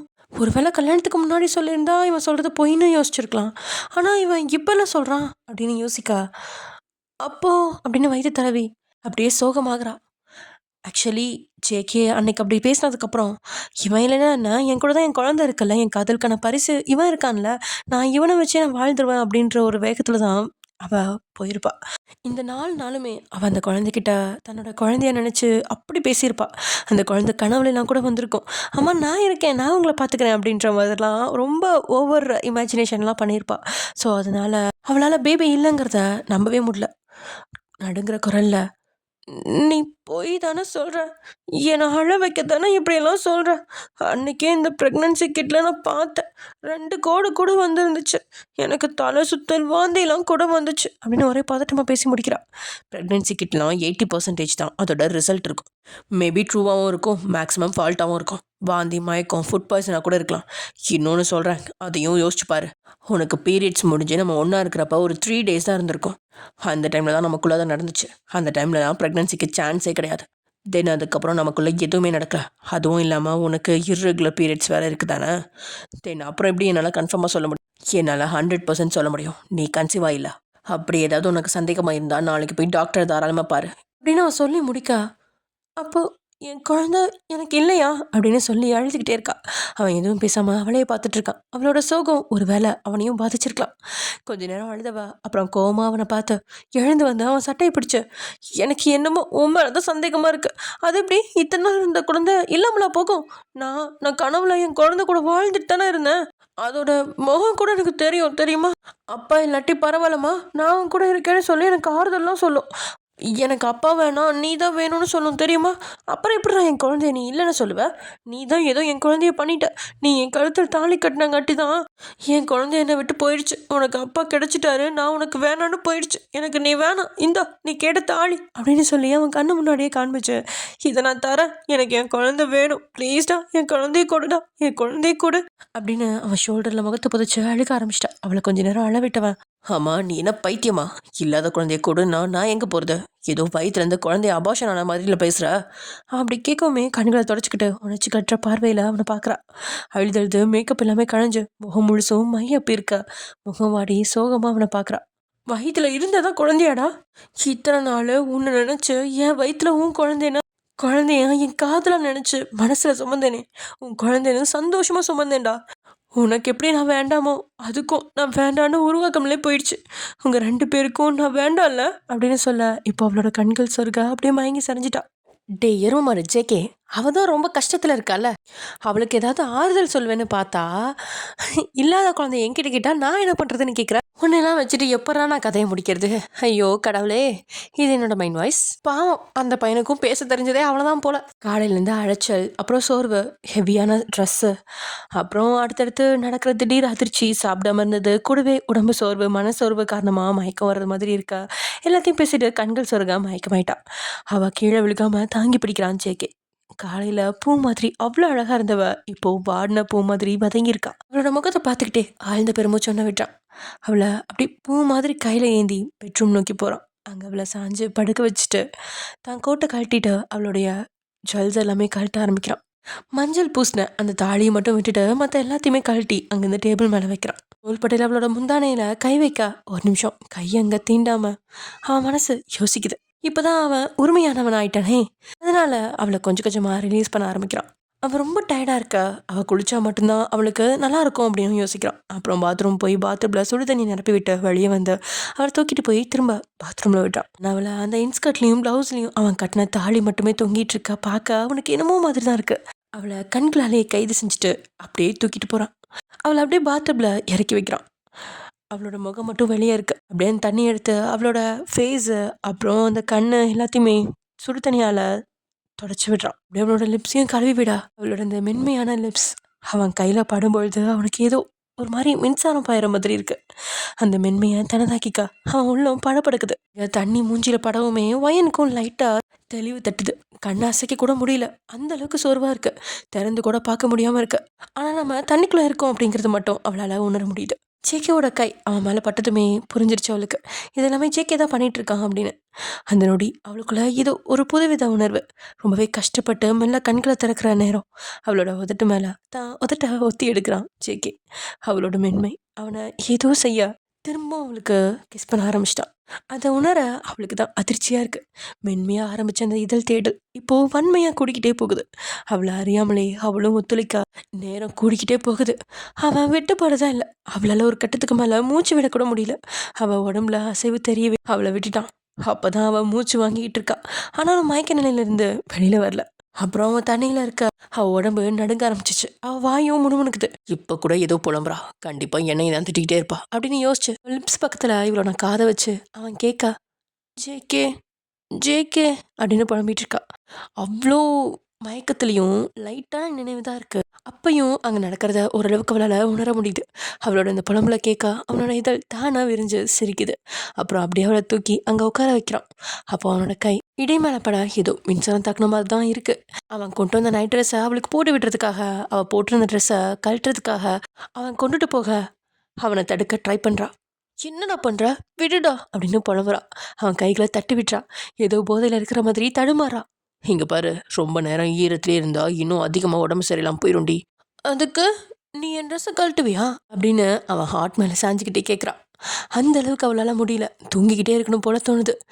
இப்போ படுத்திருக்கிறது ஏன் மேலே, ஆனால் நான் கழட்டக்கூடாதான் அப்படின்னு வாய்க்குள்ள புலம்பிட்டேன். உனக்கு தான் உடம்பு சரியில்லையே, நான் பண்ணா என்ன தப்பு? நோ நோ, நீ பண்ணக்கூடாது அப்படின்னு அவள் ஆள்கட்டி வரல காட்டி அவனை மிரட்ட. பண்ணா என்னடி பண்ணுவ? கத்தி எல்லாரையும் கூப்பிட வேண்டா, முடிஞ்சா கத்தி எல்லாரும் கூப்பிட்டுக்கோ. அவள் அம்மானு கத்த போக அவளால் கத்த முடியல. அப்போ என்னன்னு பார்க்க அவள் வாயை திறக்க கூட முடியல. அவன் தான் எப்பயோ அவளோட லிப்ஸை தான் வசமாக்கியிருந்தானே. அந்த போதையில் அவள் தொலைஞ்சிருக்க. அவள் அப்படியே அவன் நினச்சதை சாதிச்சிட்டான். வயனும் அப்படியே அதுலேயே மயங்கிட்டா. திரும்ப அவளை பூ மாதிரி கையில் ஏந்திக்கிட்டு வந்து பெட்டில் படுக்க வச்சிட்டான். அப்புறம் ஒரு பிளாங்கெட்டை எடுத்து போத்தி விட்டுட்டு அவனும் வேறு ட்ரெஸ்ஸை மாற்றிட்டு கீழே நடக்கிற ப்ரெஸ் மீட்டுக்கு போயிட்டான். அங்கே ஹாலில் டேபிள் போடப்பட்ட ஒரு சேர் மட்டும் போட்டிருக்கு. அதுக்கு மேலே ஒரு பூஜாடி, ஒரு வாட்டர் பாட்டில், அவ்வளோதான். ஜேகே வேகமாக தன்னோட நடையை பதிக்கா அவனோட காலடி சத்தமே அந்த ரூமில் கேட்குது. ஆண்களே கண் கட்டாமல் அவனோட நடையும் அவனோட அழகையும் பார்த்துட்டு இருக்காங்க. ஒரு வித பயமும் இருக்குது. ஒரு அழகான அரக்கனை பார்க்குற மாதிரி இருக்குது. கெத்தாக அந்த சேரில் உட்காந்து கால் மேலே கால் போட்ட ஒரு திமிரோட அவங்கள பார்க்குறான். தென் எல்லாரும் நல்லா சாப்பிட்டீங்களா? எஸ் சார் அப்படின்னு கூட்டத்துலேருந்து எல்லாருமே சொல்ல அவங்களோட கேள்விகளை ஆரம்பிக்கலாம். எல்லாருமே எதுவுமே சொல்லாமல் அமைதியாக அவனே பார்த்துட்ருக்காங்க. யாராவது கேட்கலாமே, அவன்கிட்ட கேள்வி கேட்க யாருக்காவது தைரியம் இருந்தால் தானே. அப்புறம் ஒருத்தர் மட்டும் எழுந்து நிற்கா. இவனுக்கு நேரமே சரியில்லை போல அப்படின்னு அங்கே இருக்கிறவங்க புலம்புறது இவனுக்குமே கேட்குது. சார், எங்களுக்கு கேள்வி கேட்க எதுவும் இல்லை. உங்களை கேள்வி கேட்குற தகுதி கூட எங்களுக்கு இல்லை சார்.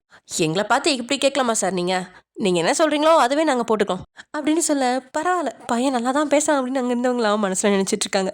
அவன் அவங்கள பார்த்து சரிச்சு, பரவாயில்ல எல்லாரும் நல்லா தான் புரிஞ்சு வச்சுருக்கீங்க. என்ன ஈவினிங் ரிசப்ஷன் இருக்கு, அதுலேருந்து ஒரு ஃபோட்டோ எடுத்துக்கோங்க. ஜேகேக்கு அவர் பிஏவோட காதல் திருமணம் அப்படின்னு மட்டும் போட்டுருங்க. இங்கே நடந்தது எல்லாமே உங்களுக்கு தெரியும்னு நினைக்கிறேன். இந்த நியூஸ் வெளியே கொஞ்சம் கூட கசியக்கூடாது. தென் என்ன நடக்கும்னு உங்களுக்கு தெரியும். தென் என்ன வார்த்தைகள்லாம் போடணும்னு என்னோட பிஏ உங்களுக்கு சொல்லுவார். சார், எங்களால் கண்டிப்பாக போகாது, ஆனால் வேற யார் மூலமாவது போயிட்டா அப்படின்னு ஒருத்தன் பேசவே தயங்கிக்கிட்டே கேட்க, அதெல்லாம் பார்த்துக்க எனக்கு தெரியும்.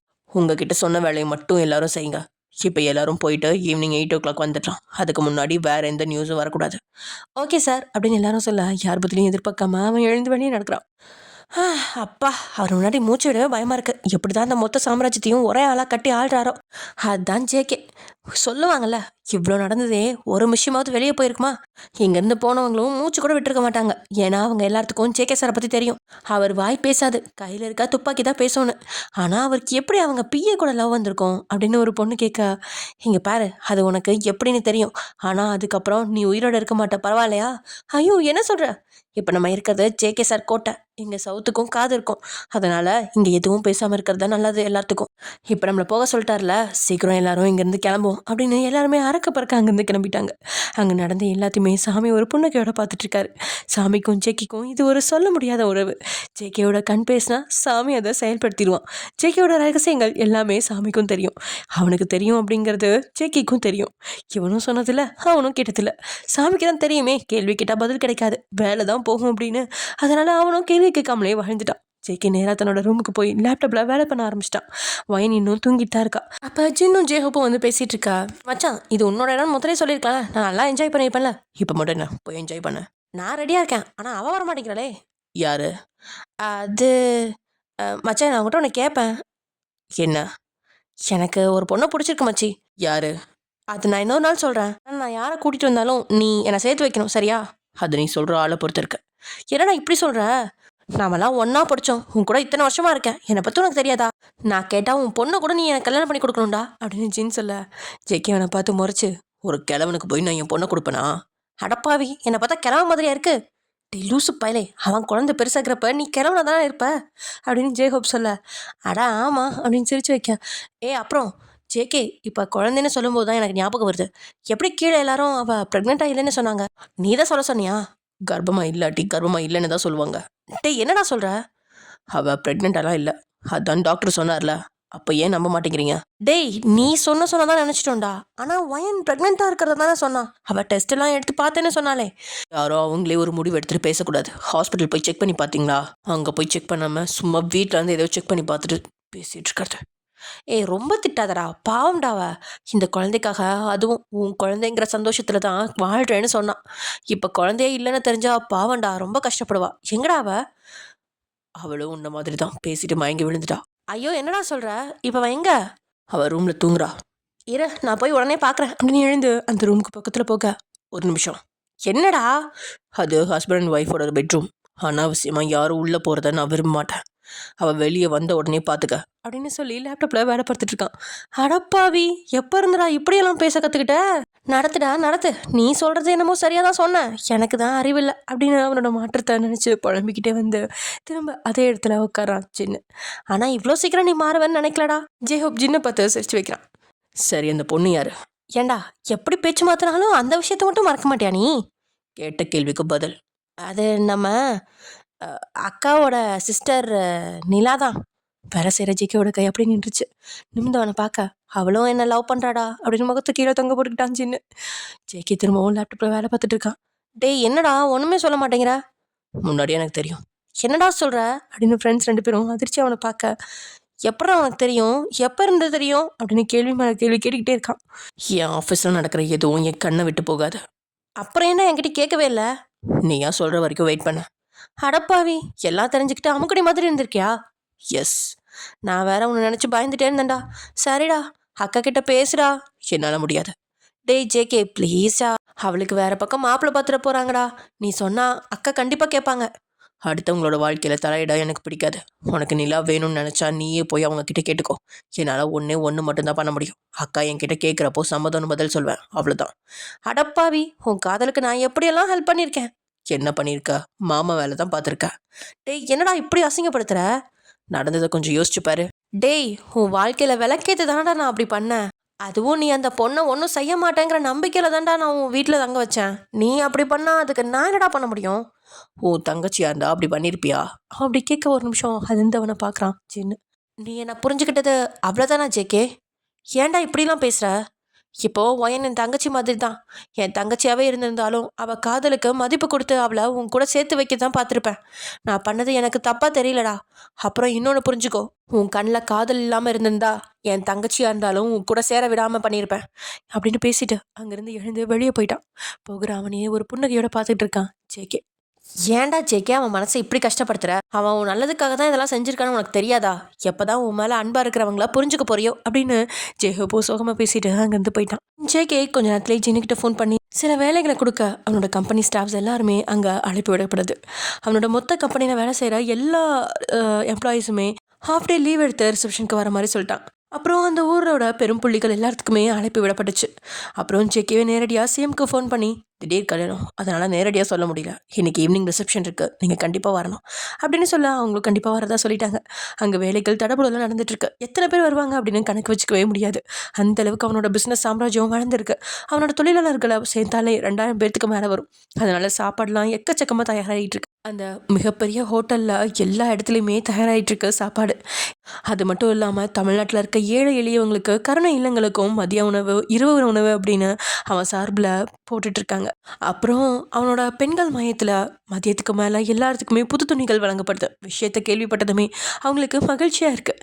தங்களோட எஜமானி அம்மா வந்துட்டாரு அப்படின்னு அப்படியே ஹாப்பி ஆகுறாங்க. தன்னோட மனைவி மேலே எவ்வளோ அன்பு வச்சுருந்தா இவ்வளோ செய்வார் அப்படின்னு எல்லாருமே மகிழ்ச்சி ஆகுறாங்க. இது எல்லாத்துக்குமே சொந்தக்காரி அங்கே ஆழ்ந்த தூக்கத்தில் இருக்கா.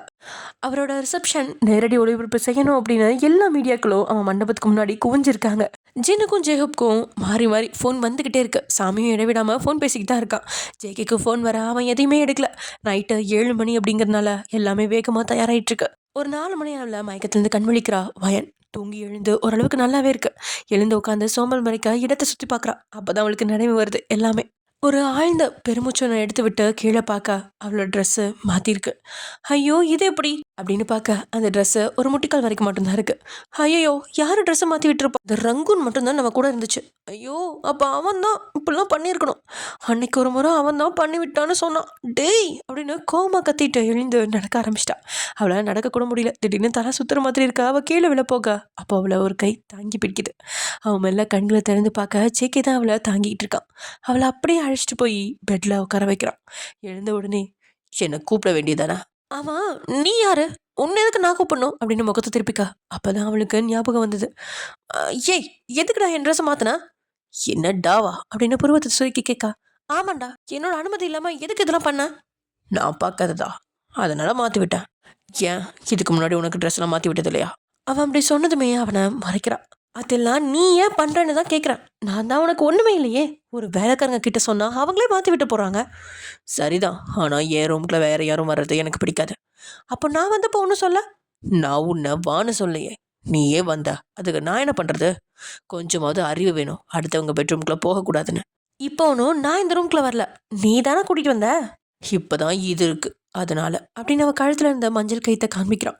ஓ கயிறு கயிறு இருந்தால் எல்லா ஊருமே கொடுத்துருமா? எனக்கும் அதே சந்தேகம்தான். அந்த கயிறுனால தானே நான் கூப்பிட்ட உடனே என் பின்னாடி வந்த. இப்போ நான் உன்னை என்ன பண்ணாலும் யாரும் கேட்கவே மாட்டாங்க. உங்கள் அப்பாட்டையே போய் நீ சொன்னாலும் அவர் கண்டுக்க மாட்டார். ஒரு கயிறுனால ஒரு ஆண் ஒரு பொண்ணுக்கிட்ட எல்லா உரிமையும் எடுத்துக்கிறாங்கல்ல. அந்த அளவுக்கு அந்த கயிறு முக்கியமா என்ன? அது முக்கியமானு எனக்கு தெரியாது, உனக்கு தெரிஞ்சா நீயே சொல்ல அப்படின்னு சொல்லிட்டு அவன் அமைதியாக அவளை பார்க்க. அதை மதிக்கிறவங்களுக்கு அது ஒரு புனிதமான கயிறு. உனக்கெல்லாம் எங்கே தெரிய போகுது? நீ தான் ஒரு மிருகமாச்சே. ஓ அப்படியா, சரி நான் அப்படியே இருந்துக்கிறேன், இரு வரேன் அப்படின்னு வெளியே போயிட்டு ஒரு சாப்பாடு வண்டியை தள்ளிட்டு வரான். அவன் பக்கத்தில் உட்காந்து அதில் சில சாப்பாடெலாம் எடுத்து வைக்கிறான். எனக்கு வேணாம். ஏன்? எனக்கு பசிக்கல. பொய் சொல்லாதா, காலையிலேருந்து நீ ஒன்றுமே சாப்பிடல. சாப்பிடாதனால தான் இந்த மயக்கமே. ஒழுங்காக சாப்பிட. உங்களுக்கு என்ன ஆக்குற? நான் சாப்பிட்டா என்ன, சாப்பிட்டுட்டே உங்களுக்கு என்ன? ஈவினிங் ரிசப்ஷன் இருக்கு, நீ தான் வந்து நிற்கணும், தெரியும் தானே? ஓ இதுக்கு தான் என்ன சாப்பிட சொல்கிறீங்களா? நான் கூட என் மேலே அன்பு வந்துருச்சோன்னு நினச்சேன். உன்னை யார் அப்படிலாம் நினைக்க சொன்னா? தப்பு தான், ஆனால் நான் சாப்பிட மாட்டேன். இங்கேருந்து எடுத்துகிட்டு நீ போ. என் மேலே இருக்கிற கோபத்தை சாப்பாட்டு மேலே காமிக்காத. நான் தான் பசிக்கிறேன்னு சொல்கிறேன்ல. நீங்களும் வேண்டாம், உங்கள் சாப்பாடும் வேணாம்.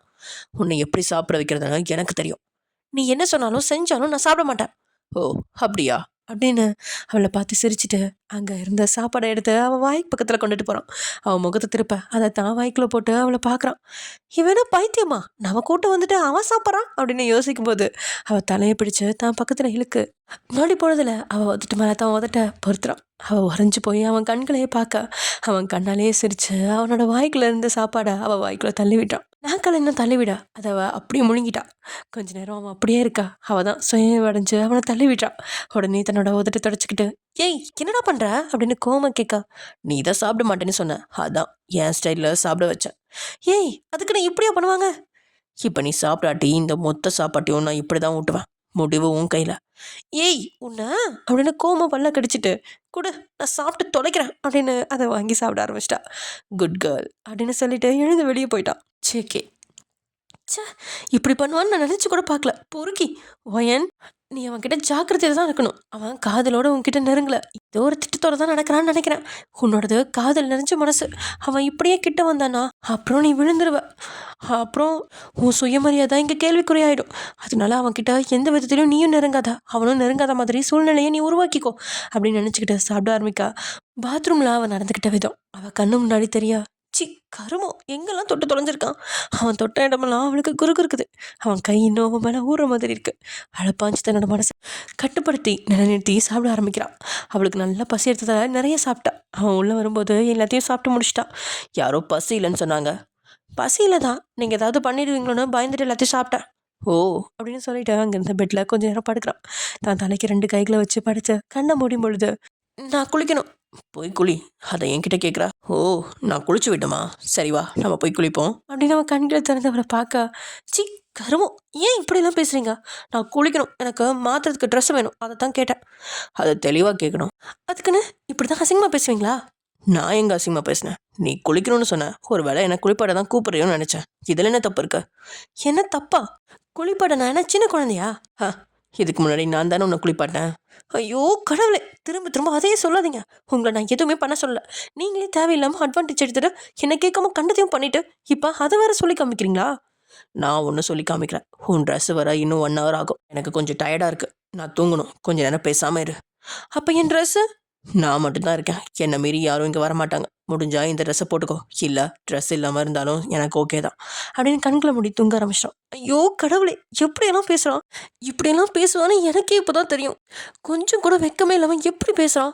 இவன்கிட்ட இப்படி ஒரு மாற்றம் வரணும்னு நான் கனவுல கூட நினைக்கல அப்படின்னு புலம்பிட்டு இருக்கா ஐயன். அவனே பார்த்துட்டு இருக்கா. சேக்கே அப்படின்னு கூப்பிட்டா அவன்கிட்ட எந்த ரியாக்ஷனும் இல்லை. கிட்ட போய் அவன் முகத்துக்கு நேராக கையாட்டி பார்க்க அவன் தூங்கிட்டு இருக்கான். அடப்பாவி, அதுக்குள்ளே அவன் தூங்கிட்டானா? ரொம்ப டயர்டாக இருந்திருப்பான் போலயே. ஏன் இப்படி இருக்கான்? இவன் பேசுறதெல்லாம் புதுசாக இருக்கே. இந்த அளவுக்கு இவன் அவன்கிட்ட பேசுனது இல்லையே. ஒரு மார்க்கமாக தான் பேசுகிறான். ஒரு வேளை நம்மளை பழிவாங்க இது ஒரு புது டெக்னிக்காக இருக்குமோ? இருக்கும். இவன் என்ன வேணாலும் செய்வான். தாலி கட்டி பழி வாங்குறது இந்த உலகத்திலே இவனாக தான் இருப்பான். இவனுக்கு பொண்டாட்டியாக இருக்கிறது கூட ரொம்ப பெரிய தண்டனை தான் போல. அதனால தான் யோசிக்காமல் தாலி கட்டியிருக்கான். டேய், இதுக்கெல்லாம் இந்த ஒயன் அசர மாட்டாடா அப்படின்னு நிறுத்தி கொஞ்ச நேரம் யோசிச்சு, ஆனாலும் இதுக்கிட்ட கொஞ்சம் ஜாக்கிரதையாக தான் இருக்கணும். ஆனால் என்னோட மானங்கிட்ட மனசு அவன் பின்னாடியே போகுமே. கோமா பேசும்போதே பின்னாடி போச்சு. இவன் இப்போ இந்த மாதிரிலாம் ரொமான்டிக்காக பேசினா அவ்வளோதான். வேணாண்டி ஒயன், அவன் செஞ்சது எதையும் மறந்துடாத. எப்படியெல்லாம் உன்னை பேசியிருக்கான் எதையும் மறந்துடாத. அப்படியே அவனுக்கு உன்னை பிடிச்சிருந்தாலும் அவனா வந்து உன்கிட்ட சொல்கிற வரைக்கும் நீ பழைய ஒயனா என்றைக்குமே மாறக்கூடாது. இப்போ இருக்கிற இதே ஒயனா உன்னோட கெத்தை மெயின்டைன் பண்ணிக்கிட்டே இருக்கணும், சரியா? அவன் நினச்சதை கொஞ்ச நேரம் யோசிச்சு நிறுத்த, சே நம்ம ஏன் இப்படிலாம் யோசிக்கிறோம்? கண்டிப்பாக அவனுக்கு உன் மேலே எந்த ஃபீலிங்கும் இல்லை.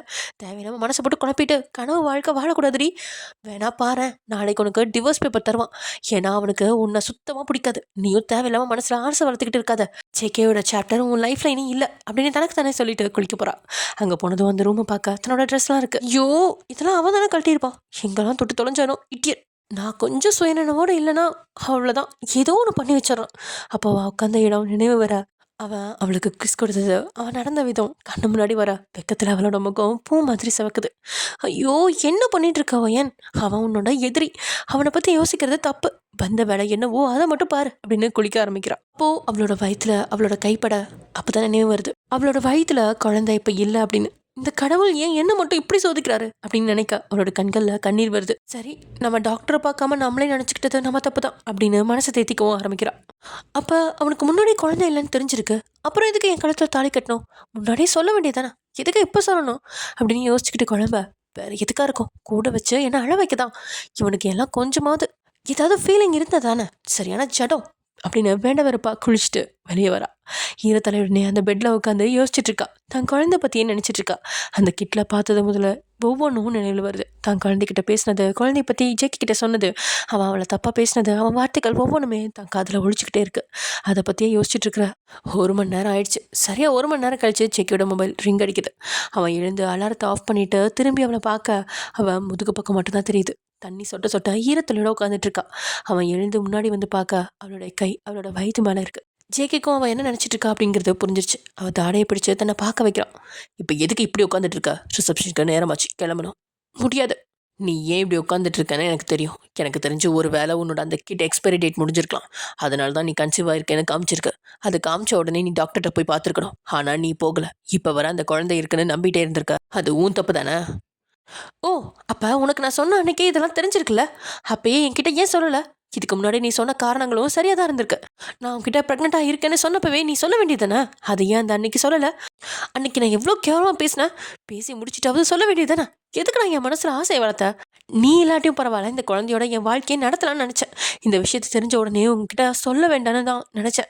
ஆனால் இந்த குழந்தைய வச்சாவது கடைசி வரைக்கும் உன் கூட இருந்து உன்னை பார்த்துட்டே இருக்கலான்னு தோணுச்சு. அப்போ கூட உன்னை கல்யாணம் பண்ணிக்கணும்னு எனக்கு தோணலை. உன்னை பார்த்துட்டு இருந்தா போதும்னு மட்டும்தான் நினச்சேன்டா. ஆனால் அன்னைக்கு நீ பேசின பேச்சில் நான் செத்தே போயிட்டேன். அப்போவே என் மனசுலேருந்து உன்னை எடுத்துட்டேன். நீ வேணான்னு முடிவு பண்ணி தான் நான் அவனை கல்யாணம் பண்ணிக்கவே ஒத்துக்கிட்டேன். என் லைஃப்பில் எப்படியோ இருந்துட்டு போகிறேன். உனக்கு என்ன வந்துச்சு? இப்போ எதுக்கு என் கழுத்தில் தாலி கட்டணும்? உனக்கு தான் என் வயித்துல குழந்தை இல்லைன்னு தெரியும்ல. அது தெரிஞ்சதுக்கப்புறமும் எதுக்கு நான் தாலி கட்டினேன்? எனக்கு அதுக்கு உண்டான பதில் வேணும் அப்படின்னு அவன் சட்டையை பிடிச்சி கேட்குறான். ஆமாம், எனக்கு அந்த அன்னைக்கே தெரியும். இப்போ அதனால் என்ன? ஏன் சொல்லலை? உன்னை பழி வாங்கதான். கைகளை விட்டு அதிர்ச்சியில் உறைஞ்சி நிற்கிறான். உனக்கு இன்னும் அதிகமாக பலி கொடுக்கணும்னு தோணுச்சு. இதெல்லாம் ஒரு வழியானு கூட யோசித்தேன். எல்லாரும் சர்வசாதாரணமாக கடந்து போயிடுவாங்கன்னு நினச்சேன். சரி, ட்ரை பண்ணி பார்ப்போன்னு ட்ரை பண்ணேன். அது பர்ஃபெக்டாக ஒர்க் அவுட் ஆகிடுச்சு. நீ இந்த அளவுக்கு ஃபீல் பண்ணுவேன்னு நான் கூட நினைக்கல. ஆனால் அதை பார்க்குறப்ப எனக்கு எவ்வளோ சந்தோஷமாக இருக்குது தெரியுமா? ஆனால் நான் நினச்சி கூட பார்க்காத ஒன்று, உன் கழுத்தில் நான் தாலி கட்ட வேண்டாம். இது என்னோட பிளான்லேயே இல்லை. நடக்கக்கூடாதெல்லாம் நடந்துருச்சு. சரி விட, அப்பப்போ பிளான் மிஸ் ஆக தானே செய்யும். நான் நினச்சது சரிதான். அப்போ நான் ரொம்ப ஃபீல் பண்ணால் உனக்கு ரொம்ப சந்தோஷமாக இருக்குன்னு நினைக்கிறேன். இனிமேல் நான் ஃபீல் பண்ண மாட்டேன். உனக்கு சந்தோஷமான எந்த விஷயத்தையும் நான் உனக்கு செய்ய மாட்டேன். பரவாயில்ல, நீ ரொம்ப தான் ஃபீல் பண்ண. நம்ம திரும்ப ட்ரை பண்ணுவோம். இந்த ஒரு குழந்தைக்காக இவ்வளோ ஃபீல் பண்ணாத. இன்னும் என்னால் 10 குழந்தை கூட கொடுக்க முடியும்.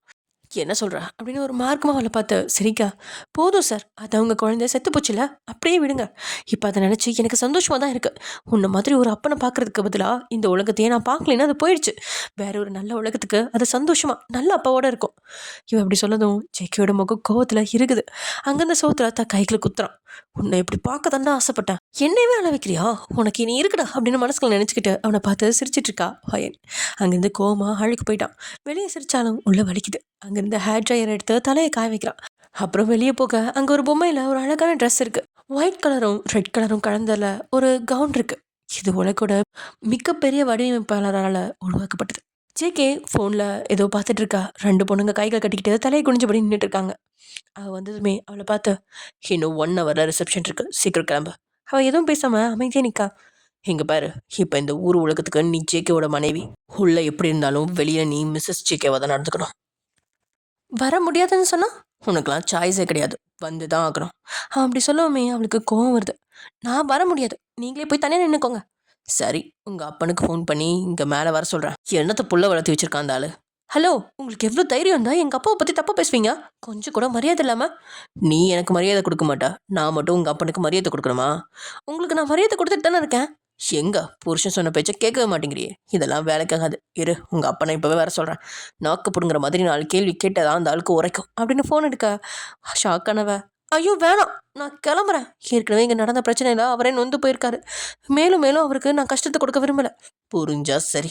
அவளோட கால்களை உதறிட்டு அவள் கோமா பெட்ரூம் போக, அங்கே இங்கே போகிற, இந்த ரூமுக்கு போ. ஏன்? சொன்னா கேளு, கேள்வி கேட்காத. எனக்கு கேள்வி கேட்குறவங்கள சுத்தமாக பிடிக்காது. ஐயோ, இந்த இம்சையை தாங்க முடியலடா சாமி, கொல்றானே அப்படின்னு புழம்பிக்கிட்டே அவன் காட்டின ரூமுக்கு போகிறான். அங்கே போய் அந்த பொண்ணுங்க கிட்ட, சொல்லுங்க இப்போ நான் என்ன பண்ணும்?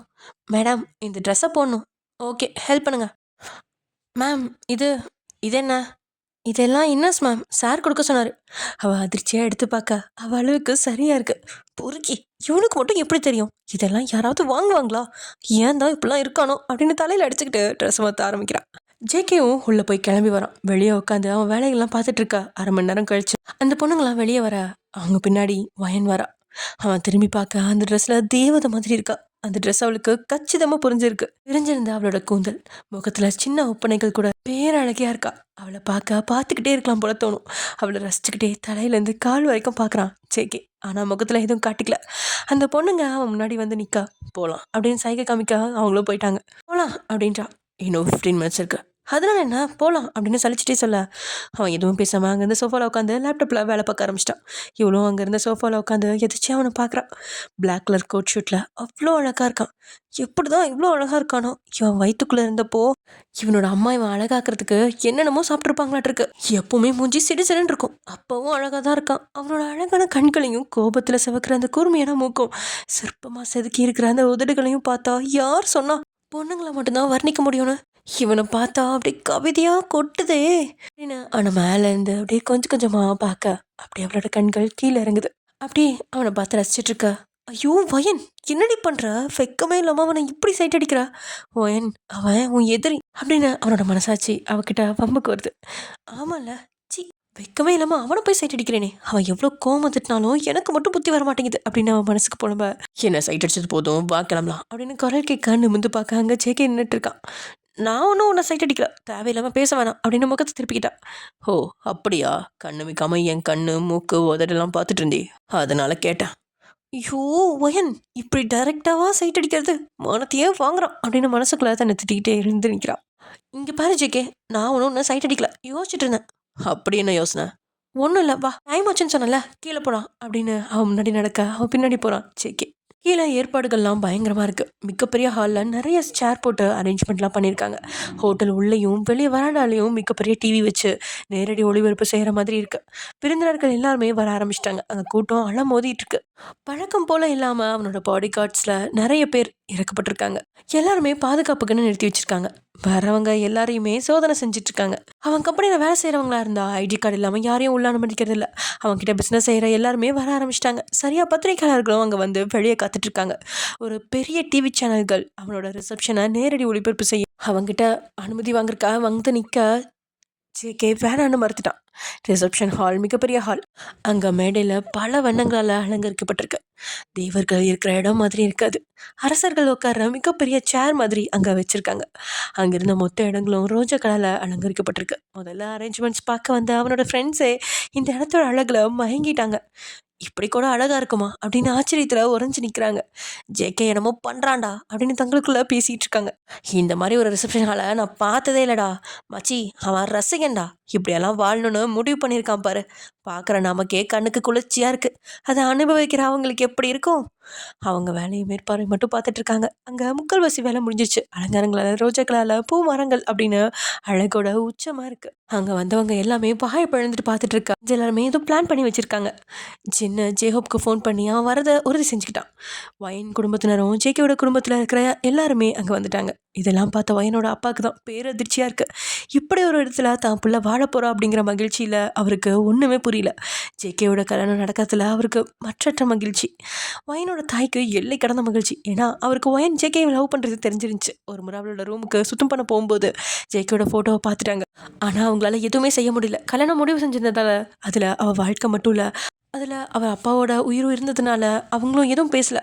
ஆனால் கடவுள்கிட்ட வேண்டாத நேரம் இல்லை, எப்படியாவது தான் மகளுக்கு அவள் ஆசைப்பட்ட வாழ்க்கையை கொடுத்துரு அப்படின்னு வேண்டிக்கிட்டே இருப்பாங்க. இப்போ அது எல்லாத்தையும் பார்க்கல அவங்களுக்கு அவ்வளோ ஹாப்பியாக இருக்குது. அவள் ஆசைப்பட்ட வாழ்க்கையும் மற்றவங்க முன்னாடி தான் மாப்பிள்ள அவளை விட்டு கொடுக்காம பேசினதில் இனி தான் பையனோட வாழ்க்கையை நினச்சி கவலைப்பட வேணாம் அப்படின்னு மகிழ்ச்சியாக இருக்காங்க. ஒயனோட மொத்த குடும்பமும் மகிழ்ச்சியில் திகழ்ச்சிருக்கு. ஜேகேயோட குடும்பத்தினரும் ரொம்ப மகிழ்ச்சியாக தான் இருக்காங்க. தான் மகன் குடும்ப வாழ்க்கையில் காலடி எடுத்து வச்சுட்டான். இனி சீக்கிரம் தங்கக்கிட்ட வந்துடுவான். வராட்டினாலும் அவன் மகிழ்ச்சியாக இருந்தால் போதும். அவன் ஆசைப்பட்டதெல்லாம், அவன் இழந்ததெல்லாம் அவனுக்கு கிடைக்கணும் அப்படின்னு நினச்சாங்க. ஒவ்வொரு மனநிலையும் ஒவ்வொரு மாதிரி இருக்கா. ஆனால் எல்லாரும் மகிழ்ச்சி அப்படிங்கிற ஒன்றிலேயே இருக்காங்க. அங்கே ஒரு லைட்டான மியூசிக், பியானோ மியூசிக் ஒலிக்க ஜின்னு தான் எடுத்து பேச ஆரம்பிக்கிறான் மைக் எடுத்து. Hello everybody, welcome to all. இது என்ன ஃபங்க்ஷன் உங்கள் எல்லாத்துக்குமே தெரியும். இது நம்ம கிரேட் ஜேகேவோட ரிசப்ஷன். சில காரணங்களால் யாரையுமே கல்யாணத்துக்கு இன்வைட் பண்ண முடியல. அதனால் உங்கள் எல்லாரையும் ரிசப்ஷனுக்கு கூப்பிட்டுருக்கோம். நீங்கள் எல்லாரும் மணமக்களை வாழ்த்திட்டு தான் போகணும். இங்கே இப்போ நடக்க போகிற பார்ட்டியாக எல்லாரும் என்ஜாய் பண்ண மாதிரி கேட்டுக்கிறேன். ஜேகேவும் மிஸ்ஸஸ் ஜேகேவும் இங்கே வர போகிறாங்க அப்படின்னு கைகளை அந்த திரைக்கு முன்னாடி காட்ட அப்போது கோமா லிஃப்ட்டுக்குள்ளே ஏறான். இங்கே பாரு, அங்கே போன உடனே பொண்ணு மாதிரி நடந்துக்கோ, பஜாரி மாதிரி நடந்துக்காத. நான் சொல்கிறத மட்டும்தான் அங்கே செய்யணும். வேறு ஏதாவது பண்ணணும்னு நினச்ச உங்கள் அப்பனை போட்டு தள்ளிட்டு போயிட்டே இருப்பேன். என்னை எவனும் கேட்க முடியாது அப்படின்னு கோமா சொல்ல இங்கே இவளே பயந்து தான் போகிறான். மிரண்ட விழிகளோட தலையை சீக்கிறான். அவங்க ரெண்டு பேரும் இந்த ரிசப்ஷன் ஹால்குள்ளே போக போக அவளோட கைகளை தான் கைகளோட கோத்துக்கிட்டான். எல்லா லைட்ஸுமே அப்படியே ஆஃப் பண்ணி ஒரு இடத்துல மட்டும் ஃபோக்கஸாக இருக்குது. அந்த லிஃப்ட் திறந்துக்கிட்டு அப்படியே வெளியில் வரான். அங்கேருந்து கூட்டத்தை பார்த்து தான் அவளுக்கே புரியுது இந்த ஜேகே ஏன் இப்படி கோமா தன்கிட்ட நடந்துக்கிட்டான் அப்படின்னு. அவன் மரியாதைக்கு எந்த பாதிப்பும் வரக்கூடாது அப்படின்னு அவன் தான் மனசுக்குள்ள நினச்சிக்கிட்டு தான் கண்களை கீழே தாழ்த்திக்கிட்டான். இப்போ முகத்தை அழகான புன்னகையோட வெக்கம் தானாக வந்து ஒட்டிக்குது வேற அவளோட முகத்தில். அவளை பார்த்தா அப்பாவுக்கும் அம்மாவுக்கும் தான் மனசு நிறைஞ்சிருக்கு. 2 நாளாக பொழிவே இல்லாத அவளோட முகம் இப்போது அழகாக இருக்குது. அவங்க இந்த மேடையில் வந்ததுமே இப்படி பூமலை பொழியுது. அவளுக்கு அதிர்ச்சியாக இருக்க தன் கைகளை காட்டி அழகாக ரசிக்கிறாள்.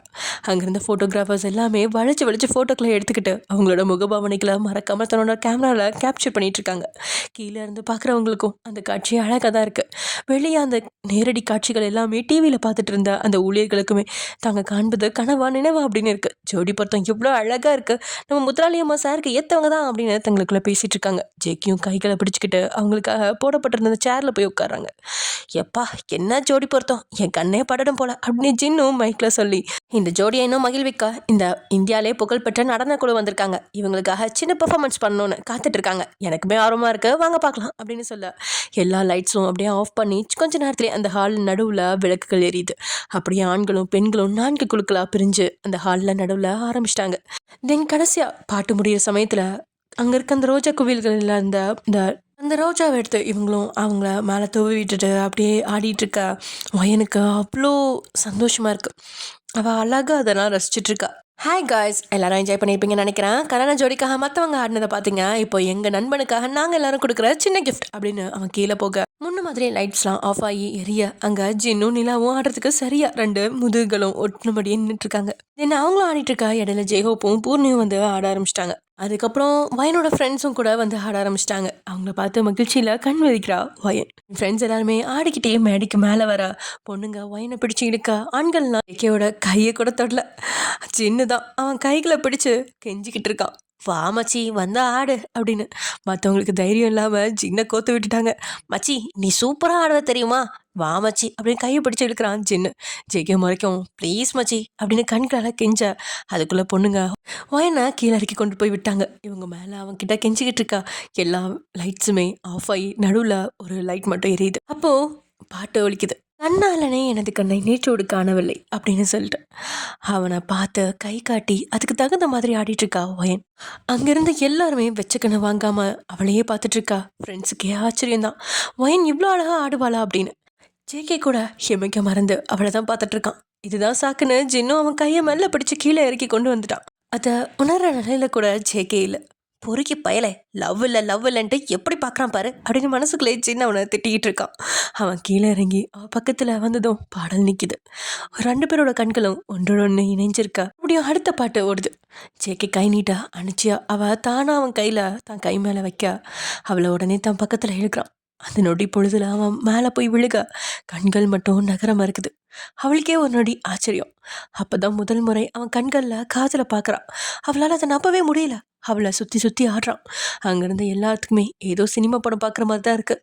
மச்சி இவன் உண்மையாலுமே ஹீரோ கணக்காக தாண்டா இருக்கான், எப்படி சொல்லிட்டு ஆடுறான் பாரு அப்படின்னு ஜேஹோ புலம்ப கடைசியில் அவளை கிட்ட இறுக்கி அணைச்சு அவள் லிப்ஸ் பக்கத்தில் ஜேகே போக டேய் என்னமோ பண்ண போகிறான்டா, லைட் ஆஃப் பண்ண சொல்லுடா, குழந்தைங்க அவன் அப்பா அம்மாலாம் இருக்காங்கடா அப்படின்னு ஜேஹோப் சின்ன நச்சரிக்கா. இவ்வளோ நேரம் அவனோட ரொமான்ஸில் தன்னை மறந்தவன் இவன் சொன்ன உடனே லைட் ஆஃப் அப்படின்னு கத்துறான். அங்கே இருந்தவங்களும் உடனே லைட் ஆஃப் பண்ணிட்டாங்க. அந்த நேரம் ஜேகே வயனோட உதட்டில் கிஸ் கொடுத்துட்டான். அந்த நேரம் தன்னிலை அடைஞ்சவ அவனை தள்ள ட்ரை பண்ணா. ஜேகேவோட உடம்பு பிடியால அவனை நகர்த்தவே முடியல. டேய் இப்போ விட்டுருப்பானாடா அப்படின்னு ஜின் கேக்கா. தெரியலையேடா, இப்போ லைட்டை போட்டு எசக்க பிசக்க நிலையில இருந்தா என்ன பண்ணுறது. சரி விடு, அவனே சொல்கிற வரைக்கும் அமைதியாக இருப்போம். மச்சி பிடிக்கலான்னு ரொம்ப வாழ்றான்டா, நானும் தான் லவ் பண்ணுறேன், ஒரு கிஸ்ஸுக்கே அல்லாட வேண்டியதாக இருக்குது, ஆனால் இவன் பாரு கலக்கிறான் அப்படின்னு ஜின் புலம்பிட்டு இருக்க. கொஞ்ச நேரத்தில் ஜேகே விட்டுட்டான். அவன் கைகளை தட்ட விளக்குகள் மறுபடியும் ஆனாகுது. அவளோட முகம்தான் வெக்கத்தில் செவந்திருக்கு. வெக்கத்தோட அங்கேருந்து போக தோழிகள் அவன் பின்னாடி சூழ்ந்துக்கிட்டாங்க.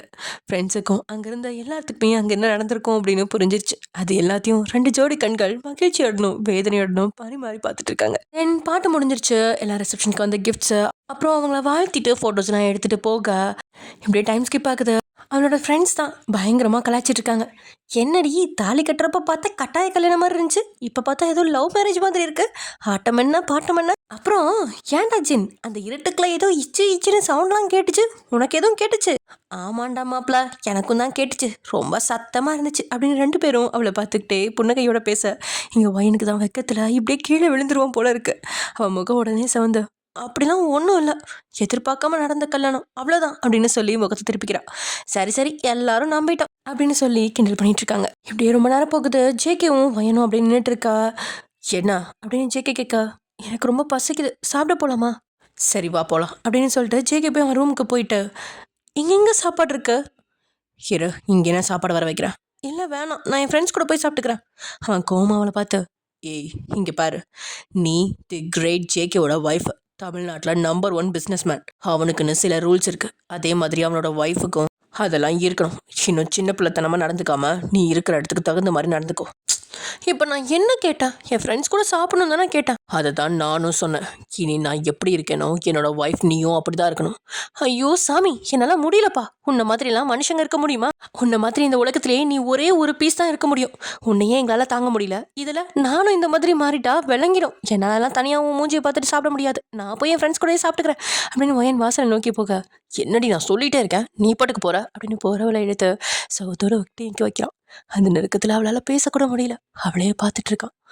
நான் கடைசியாக கேட்குறேன், நான் சொன்னபடி கேட்க முடியுமா முடியாதா? முடியாது. இங்கே பாரு, முடியாதுன்னு சொன்ன தண்டனை பலமாக இருக்கும். பரவாயில்லையா? உன் முடிவில் நீ ஸ்ட்ராங்காக தான் இருக்கியா? நான் ஸ்ட்ராங்காக தான் இருக்கேன். என் ஃப்ரெண்ட்ஸ் கூட சாப்பிடணும், அப்போ தண்டனை கொடுத்துட வேண்டியதுதான் அப்படின்னு சொல்லிக்கிட்டே அவன் அவளை நெருங்க. அவளுக்கு உள்ளெல்லாம் படப்படுக்குது. அவள் கழுத்தில் முகம் புதிச்சு அவளோட வாசனையை நல்லா ஸ்மெல் பண்ணுறான். இவ்வளோ நெருக்கத்தில் அவன் வாசனை அவளை ஏதோ செய்ய, அவன் மூச்சு காத்து அவள் காதில் பட அந்த இடம் செவந்து வெக்கத்தில் கண்களை இருக்க முடிக்கிறா. அவள் கழுத்தில் கடிச்சு அவன் பழுத்தடங்கள் பதிக்க அந்த வலி கூட அவளுக்கு சுகமாக தான் இருக்கு. அவன் கடிச்ச இடம் செவந்து கண்ணி போயிடுச்சு. அப்படியே உரசிக்கிட்டே கண்ணங்களை நோக்கி போக அவளே எதிர்பார்க்காத நேரம் டக்குன்னு கிஸ் பண்ணிடுறான். இந்த திடீர் தாக்குதல அவள் தான் கண்களை இருக்க மூடிக்கிட்டா. அவனை பார்த்துக்கிட்டே மென்மையா கையால, அவன் இந்த உலகத்திலே இல்லை. நேரம் ஆக ஆக அது ஆழ்ந்த முத்தமா மாறுது. 2 பேருக்கும் பிரிய மனசே இல்லை. மென்மையா இருந்த அந்த இதழ் தேடல்ல இப்போ வன்மையா மாறுது. அவனோட கைகள் அவனோட கட்டுப்பாட்டை இழந்து ஊர்வலம் நடத்திட்டு இருக்கு. அது அப்படியே அப்புறம் வருட அவ சொல்ல முடியா இன்பத்துல தத்தளிக்க அவனோட கை அந்த ஜிப்ல நிக்குது பின்னாடி. அவளும் ஜேகேவோட அந்த அன்புல உருகி போய் நிற்க. ஆமாம், இவ்வளோ நேரம் அவளை அப்படியே தாங்கன்னு தாங்கினால வெளியில் எல்லாத்துக்கும் முன்னாடி. அதில் அப்படியே அவள் உருகி போய் நிற்க இவனும் அதை சம்மதமாக ஏற்று முன்னேற ஆரம்பிக்கிறான். அங்கே ஒரு அழகான மேக்கப் செக்ஷன் நடந்தேருது. எல்லாம் முடிஞ்சதுக்கப்புறமும் தன்னோட நிலை புரியா கண்களை திறந்து பார்க்குறான். அப்பையும் அவன் முத்தம் கொடுத்துக்கிட்டு தான் இருக்கான். அவனை தள்ளிவிட அவளால் முடியல. அவளும் போராடிட்டு இருக்கா. ஏய், எல்லாம் முடிஞ்சிருச்சு, இன்னமே என்னம்மா? இது என்னோட மைண்ட் வாய்ஸ். வயன் அவனை தள்ளிவிட ஜேகேக்கு ஒரு மாதிரி இருக்கு. ப்ளீஸ் ஒயன் அப்படின்னு சொல்ல அந்த ஒரு ப்ளீஸ் தான் அவளை அப்படியே இருக்க வச்சிருச்சு. என்ன அவள் அப்படியே அமைதியாயிட ஜேகே ஆசை தீர கிஸ் பண்ணவன் அவளை விட்டுட்டு அவளை அப்படியே பார்க்க, ஜேகே இப்படியே இருந்தெல்லாம் போல இருக்கு அப்படின்னு அவன் கழுத்தில் முகம் பதிச்சு அவனோட வாசனையை தான் இதயத்துக்குள்ள நிரப்பிட்டு இருக்கா. அவன் கழுத்தை 2 கையாலையும் பிடிச்சு அவன் சாஃப்டான தலைமுடிக்குள்ள கைகளை விட்டு தடவிக்கிட்டு இருக்கா. அப்படியே அவளுக்கு என்னமோ தோண டக்குன்னு ஜேகேவோட கணத்தை பிடிச்சி நல்லா கடிச்சு வச்சிட்டா. அப்படின்னு அவன் கத்தி, ராஜசி என்னடி பண்றா, வலிக்குது அப்படின்னு சொல்லி அவளோட இடுப்பை அழுந்த பிடிக்க வைன்குள்ள இன்னும் ஏதோ ஒரு மாதிரி பண்ணுது. முடிஞ்சது கூட அவளுக்கு போதலைன்ற மாதிரி தோணுது. கேட்கும் அவளோட மனநிலை நல்லாவே புரியுது. ஆனாலும் அவளோட உடல்நிலை இப்போ சரியில்லாத காரணத்தால் கொஞ்சம் அவளை ஃப்ரீயாக விடணும்னு நினச்சி அவளோட நெத்தியில் தன்னோட இதழை பதிச்சுட்டு அவளை விட்டு பிரிஞ்சு அவளுக்கு போர்வையை போத்து விட்டு தனியாக படுத்துக்கிறான். கொஞ்ச நேரம் கழிச்சு என் கண்ணை திறந்து பார்க்க அவன் கண்களை மூடி தலைக்கு கை வச்சு படுத்திருக்கா. போய் அவனோட கையை இழுத்து அவன் கை மேலே படுத்துட்டு அவனோட ஷோல்டரில் கை வச்சு அப்படியே அவனை ஹக் பண்ணிட்டு படுத்துக்கிறான்.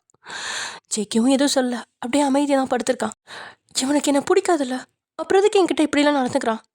பிடிக்காதுன்னு வார்த்தைக்கு வார்த்தை சொல்கிறான். ஆனால் என்கிட்ட நடந்துக்கிறத பார்த்தா அப்படி தெரியலையே. அவனோட கண்களில் அவ்வளோ காதல் தெரியுது, அப்படி கொட்டி கிடக்குது. ஆனால் கேட்டால் இல்லை, உன்னை பழிவாங்க தான் நான் கல்யாணம் பண்ணேன்னு சொல்கிறான். இவனை இப்படியே விட்டனா காலம் ஃபுல்லாக ஆசைப்பட்ட வாழ்க்கை வாழவே முடியாது.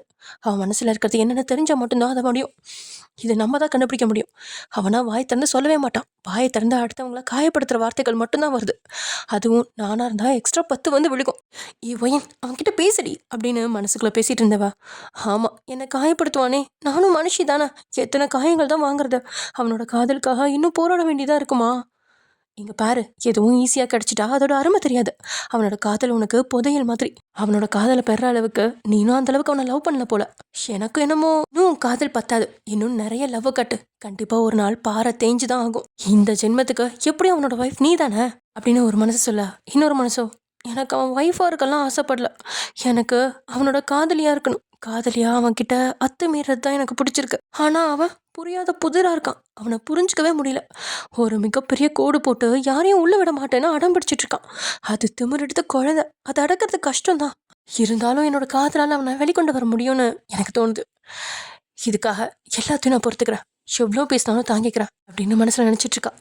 ஆமாம், அவன் முன்னாடி கண்ணில் கண்ணீரோட அப்படியே நடிச்சு காட்டிடணும். நல்லா தனியாக பண்ண முடியாட்டியும் இந்த தீவெட்டி தனியானுங்க தான் கூப்பிட்டு முன்ன மாதிரியே ஏதாவது ஆப்பர்ச்சுனிட்டி க்ரியேட் பண்ணியாது இவனை லவ் பண்ண வைக்கணும்.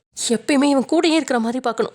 இனி பழைய ஒய்யனா ஒதுங்கி போகக்கூடாது. ஜேகேயை தொல்லை பண்ணுற ஒய்யனா தான் இருக்கணும். அவனுக்கே தெரியாமல் தொல்லை பண்ணும். தன்னோட மனசாச்சிட்டு பேசிட்டே நிமிந்து பார்க்க ஜேகே கண்களை மூடி படுத்திருக்கான்.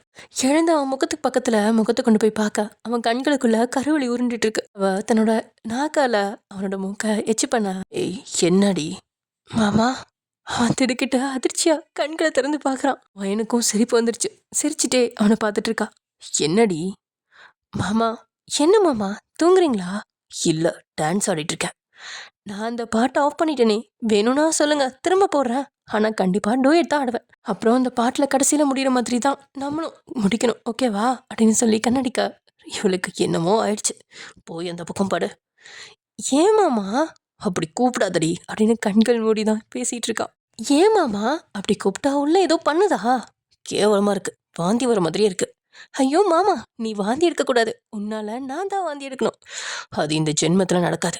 ஏன் மாமா அப்படின்னு முகம் பாமா வச்சுட்டு கேட்க, நீ கடைசி வரைக்கும் இப்படிதான் இருக்க போற, நமக்குள்ள எதுவும் நடக்காது. அப்ப இப்ப நடந்தது? நான் அது டேப்லெட் ஏதாவது கொடுத்துருவேன். அப்ப நீ என்ன லவ் பண்ணலையா அப்படின்னு இவ பாமா கேட்க, அடி ஆரம்பத்துலேருந்து அதை தான் சொல்லிட்டு இருக்கேன், உன்னை நான் லவ் பண்ணல, உன் மேலே லவ் வராது, ஆனால் மற்றதெல்லாம் பண்ணுவேன் அப்படித்தானே அப்படின்னு ஒரு மாதிரி கண்கள் கலங்கி கேட்க அவன் ஆழ்ந்த பெருமூச்சனை விட்டு அவளை பார்த்து சாரி அப்படின்னு சொல்கிறான். அவளோட கண்கள் வெறியா அவனை ஆச்சரியமாக பார்க்குறா. ஏய் இப்போ என்ன சொன்னா? நான் என் காதலை கேட்டது உண்மைதானா? பேசுறது ஜேகே தானா? இரு அப்படின்னு தன் கைகளை கிள்ளிக்கிட்டா. ஐயோ அம்மா வலிக்குது. ஆமாம் சாரி. எதுக்கு அப்படின்னு புன்னகை உண்மையை கேட்க, அன்னைக்கு நைட்டு நான் நடந்த மிருகத்தனமான செயலுக்கு அப்படின்னு அவன் சொல்கிறான். அவன் முகம் சோகமாக மாறிடுச்சு. அவன் பார்க்கறத தவிர்த்து அவன் நெஞ்சு மேலே படுத்துக்கிட்டான். என்ன திடீர்னு? ஒவ்வொரு நாளும் சொல்ல முயற்சி பண்ணுவேன், சொல்ல முடியாது. இன்னைக்கு உன்னைய பார்த்ததுக்கப்புறம் என்னால் என்ன கண்ட்ரோல் பண்ண முடியல. அது ஏன்னு தெரில, எனக்கு லவ் இருக்கான்னு தெரில, ஆனால் உன்கிட்ட இப்படிலாம் இருக்கணும்னு எனக்கு தோணுது. என் வாழ்க்கையில் நான் பண்ண மிகப்பெரிய தப்பு அதுதான். ஒரு பொண்ணோட மனசை கொண்டது. எவ்வளோ குடிச்சிருந்தாலும் என்னோட நிதானம் தவறாது. அன்னைக்கு அந்த ட்ரிங்க்ஸில் ஏதோ கலந்துருந்துச்சு. அது என்னோட மொத்த கண்ட்ரோலையும் எடுத்துருச்சு. முடிஞ்ச அளவுக்கு என்னை கட்டுப்படுத்த ட்ரை பண்ணேன். கடைசி அந்த புடவையில் நான் உன்னை பார்த்தது மட்டும்தான் எனக்கு ஞாபகம் இருக்கு. அந்த நாளுக்கு அப்புறம் நான் தூங்கி பல நாள் ஆச்சு. தூங்குற ஒவ்வொரு நிமிஷமும் நீ பட்ட வேதனை தான் என் கண்ணு முன்னாடி வரும். என்னை அப்படியே கொல்லாமல் கொல்லிட்டு இருந்துச்சு. உன்னோட வலி, உன்னுடைய கதறல் என் காதுகளை கேட்டுக்கிட்டே இருக்கும். அதுக்கு மேலே என்னால் தூங்கவே முடியல. என்னால் ஒரு பொண்ணு பட்ட கஷ்டத்தை என்னால் ஏற்றுக்கவே முடியல. நான் எவ்வளோ தப்பு பண்ணாலும் பொண்ணுங்க கிட்ட மட்டும் ஜாக்கிரதையாக இருப்பேன். அவங்களுக்கு கொடுக்க வேண்டிய மரியாதை எப்பவுமே என்கிட்ட இருந்து போகும். உன்கிட்ட அன்னைக்கு நடந்தது தப்பு, ரொம்ப பெரிய தப்பு. பலமுறை சாரி கேட்க ட்ரை பண்ணியிருக்கேன், ஆனால் முடியல. என்னோட குற்ற உணர்ச்சியை போக்கவே முடியல. என்னால் பாதிக்கப்பட்ட உன்னோட மானத்தை காப்பாற்ற எனக்கு வேற வழியும் தெரியல. நெறிஞ்சு முள்ளா என் மனசில் குத்துன அந்த வழியை போக்க உன் கழுத்தில் தாலி கட்டினேன். அது நீ இழந்ததுக்கு எந்த விதத்துலையும் என்னால் ஈடு செய்ய முடியாதுன்னு எனக்கு தெரியும். ஆனால் அதுக்கு மதிப்பு கொடுத்து உன்னோட கௌரவத்தையும் உரிமையானவன்கிட்ட தான் நீ இழந்திருக்க அப்படிங்கிற ஒரு நிம்மதிக்காகவும் உனக்கு தான் தாலி கட்டேன். அவன் பேச பேச அவளோட கண்கள் இருந்த கண்ணீர் அவன் இதயத்தை நினைக்குது. கடைசி வரைக்கும், என் உயிர் போகிற வரைக்கும் நீ தான் என்னோட மனைவி. அது உங்கள் அப்பாவுக்கு மட்டும் இல்லை, உனக்கும் நான் கொடுக்குற வாக்கு. என் முடிவில் இருந்து நான் எப்போவுமே மாற மாட்டேன். ஆனால் எனக்கு உன் மனைவியாக இருக்க ஆசை இல்லை, உன்னோட லவ்வராக இருக்கணும் அப்படின்றா என். அது நடக்காது. ஏன் நடக்காது? உன் கண்ணில் நான் காதலை பார்த்துருக்கேன். ஏன் இப்போ கூட கொஞ்ச நேரத்துக்கு முன்னாடி அந்த ரிசப்ஷன் ஹாலில் நீ என்னை கிஸ் பண்ணல, ஏன்னு நடிக்கிற அப்படின்னு அழுதுகிட்டே கேட்கா. என்ன மீறின என்னோட உடம்போட உணர்ச்சிகள் மூலமாக நடக்கிற எந்த ஒரு செயலும் காதலாகாது. லூசு, ஒரு பொண்ணு மேலே காதல் இல்லாமல் எந்த உணர்ச்சியும் அவங்க மேலே வராது. காதல் இருந்தால் தான் உரிமை அப்படிங்கிற ஒரு உணர்ச்சி கூட வரும். பேச்சுக்கு வேணா இது சரியா இருக்கலாம், ஆனால் எனக்கு உன் மேலே காதல் இல்லை, மனைவி அப்படிங்கிற உரிமையில தான் நான் இப்படிலாம் நடந்துக்கிட்டேன். இல்லை, உன்னை ஏற்கனவே தொட்டதுனால உன்னை திரும்ப தொடும்பொழுது அந்த உணர்ச்சிகள் தூண்டப்பட்டு நான் அப்படி நடந்திருக்கலாம். அது காதல் கிடையாது. ஏண்டா என் மேலே உனக்கு காதலே வராதா அப்படின்னு அவன் முகம் பார்க்காம அவன் நெஞ்சிலேயே தலை வச்சு கேட்கா. வராது. அப்போ என் கூட வாழ மாட்டியா? கடைசி வரைக்கும் இப்படி தான் இருப்பியா? இல்லை, இப்போ நீ என்னோட மனைவி, நான் உன் கூட எப்பயும் போல வாழ்ந்துட்டு தான் இருப்பேன். அப்போ அதுக்கு பேர் காதல் தாண்டா எருமை. இல்லை, இப்படி லூசுத்தனமாக பேசுகிறவன்ட்ட என்ன தாண்டா சொல்லி வைக்கிறது? அதாவது கணவன் மனைவியாக வாழ்வாங்களாமா, அவளுக்கு எல்லாமே செஞ்சு தருவானா, எல்லா அக்கறையும் படுவானா, அவளை கிஸ் பண்ணுவானா, அவள் கூட எப்படியெல்லாம் இருப்பணுமோ அப்படிலாம் இருப்பானா, அவளுக்கு என்னென்னலாம் தேவையோ எல்லாத்தையும் செஞ்சு கொடுப்பானா, அவளுக்கு பிடிச்சதெல்லாம் செஞ்சு கொடுப்பானா. ஆனால் எங்க காதல் இல்லைன்னு சொல்லுவானா. இவனை தான் என்ன சொல்கிறது? ஆக்சுவலி என்னன்னா, ஜேகே வந்து ரொம்ப நாளாக தனியாகவே இருந்துட்டான்ல, அவனுக்கு காதல் அப்படின்ற அந்த ஒரு பேரை கொண்டுட்டு வரக்கூடாது அப்படின்ற ஒரு மைண்ட் செட்டில் இருக்கான். அவன் அன்பு வச்சவங்க எல்லாருமே அவனை விட்டு போயிடுறாங்களா, ஸோ அதனால அதுக்கு பேர் அன்புன்னு வைக்கக்கூடாது. ஜஸ்ட் இது ஒரு ஒரு என்ன சொல்கிறது, ஒரு பந்தமாக கணவன் மனைவி அப்படிங்கிற ஒரு உறவாக மட்டும் இருந்துட்டு போகட்டும் அப்படிங்கிற மாதிரி அவன் நினச்சிட்டு சொல்லிட்டு இருக்கான். ஆனால் அவன் பண்ணுறது எல்லாமே, அவனோட ஆக்டிவிட்டீஸ் எல்லாமே ஒயனுக்கே புரியுது அவன் லவ் பண்ணுறான் அப்படின்ட்டு. அவன் இவன் மேலே ரொம்ப கேரிங்காக இருக்கான், ரொம்ப தாங்குன்னு தாங்குறான் அப்படின்னு கூட இவளுக்கு புரியுது. ஏன்னா இப்போ கொஞ்ச நேரத்துக்கு முன்னாடி நடந்துச்சுல ஒரு சம்பவம், அதில் கூட வலிக்குதான்னு ஒவ்வொரு தடவையும் கேட்டு ஒயனோட முகபாவனையை தெரிஞ்சுக்கிட்டு தான் ஒவ்வொரு விஷயமும் பண்ணியிருப்பான். அப்போது ஒயன் அதுலேயே கரைஞ்சு போயிருப்பாள். லவ் இல்லாமல் யாராலையும் இப்படிலாம் பண்ண முடியாது. ஜஸ்ட் ஒரு உறவாக இருந்தால் யாரும் இப்படிலாம் இருக்க மாட்டாங்க, தன்னோட தேவையை மட்டும்தான் பூர்த்தி செஞ்சுக்குவாங்க. ஆனால் இவன் அப்படி இல்லையே. பட் ஜேகேக்கும் லைட்டாக புரிய வருது தான். ஆனால் அவனோட மனசை அவனே அடக்கி, இல்லை இது அன்பு கிடையாது, இது காதல் கிடையாது அப்படின்ற மாதிரி அவனுக்குள்ளேயே சொல்லிக்கிட்டு இருக்கான். கொஞ்சம் கொஞ்சமாக தான் மாற முடியும், ஒரேடியாக மாற முடியாதுல்ல. கிட்டத்தட்ட பிறந்ததுலேருந்தே இப்படி இருந்தவனால எப்படி மாற முடியும்? ஸோ அவனுக்கு கொஞ்சம் டைம் கொடுப்போம். தினம் இப்படியே டைம் ஸ்கிப் ஆகுது. எல்லாருமே வீட்டுக்கு போகிறாங்க. வீட்டில் போனால் அங்கே அவனோட அப்பா அம்மாலாம் இருக்காங்க. அவன் ஜேகே அவங்கள கண்டுக்கல. அவனுக்கும் கொஞ்சம் டைம் வேணும் இல்லை, அவங்க அப்பா அம்மா கூட பேசுகிறதுக்கும். ஆனால் அவங்கள திட்டலை, அவன் வீட்டுக்குள்ளேயே அவங்க இருக்காங்க. அவங்கள எதுவும் சொல்லலை, வெளியில் போங்கன்னு சொல்லலை. அவன் பாட்டுக்கு அவன் ரூமுக்கு போயிட்டான். இங்கே ஜின்னும் ஜேகேயோட அக்கா கிட்ட நிலாவை பற்றி சொல்ல, அவங்களும் சரி ஓகே எனக்கு இது முதல்லே தெரியும் அப்படின்னு சொல்லி கவுத்துட்டாங்க. என்னக்கா சொல்கிறீங்க, உங்களுக்கு முதலே தெரியுமா அப்படின்னு ஜின்னு ஆச்சரியமாக பார்க்க, என்கிட்ட நிலா எப்போவோ சொல்லிட்டா அப்படின்னு சொல்லி அப்படியே ஆட்டத்தை கலைச்சி விட்டாங்க. அடக்கடவுளே, சரி ஓகே எப்படியா இருந்தாலும் உங்களுக்கு தெரிஞ்சிச்சுல, அப்போ அடுத்து என்ன கல்யாணம் தானே, இங்கே ரெண்டு கல்யாணம் பண்ணி வைப்பீங்களா அப்படின்னு கேட்க, அதெல்லாம் இப்போ இல்லை, இன்னும் கொஞ்ச நாள் போகட்டும் அப்படின்னு முடிச்சிட்டாங்க. ஐயோ பாவம் அப்படின்னு ஜின் வந்து சுகமே உருவா உட்காந்துருக்க ஜேகே போய் என்னமோ சொல்லி அவனுக்கு மறுபடியும் கடகலை பாக்கி அப்படியே கொண்டு போயிடான். அப்புறம் இங்கே ஜேகேவும் ஒயனும் அப்படியே வந்து படுத்திருக்காங்க. ஒயனுக்கு ஜேகே சொன்னதான் மனசுக்குள்ள ஓடிட்டுருக்கு. இவன் என்ன இப்படி சொல்கிறான் அப்படின்னு அவளுக்கு புரியுது. அவன் காதல் இல்லைன்னு வாயால மட்டும் தான் சொல்கிறான், ஆனால் அவனுக்குள்ள காதல் கொட்டி கிடக்கு அப்படின்றது அவளுக்கும் புரியுது. ஜேகேவும் தூங்கிட்டு இருக்கா. இவ திரும்ப திரும்ப மறுபடியும் ஜேகேவே பார்த்துட்டு இருக்கா. என்ன இப்போ உனக்கு என்ன வேணும் அப்படின்னு ஜேகே கேட்க, கண்களை மூடி தான் படுத்திருந்தான். அப்போ நீங்கள் இன்னும் தூங்கலையா? இல்லை, நீ இப்படியே குறுகுறுன்னு பார்த்துட்டு இருந்தா எப்படி தூங்க முடியும்? இல்லை எனக்கு ஒரு டவுட். என்ன டவுட்டு?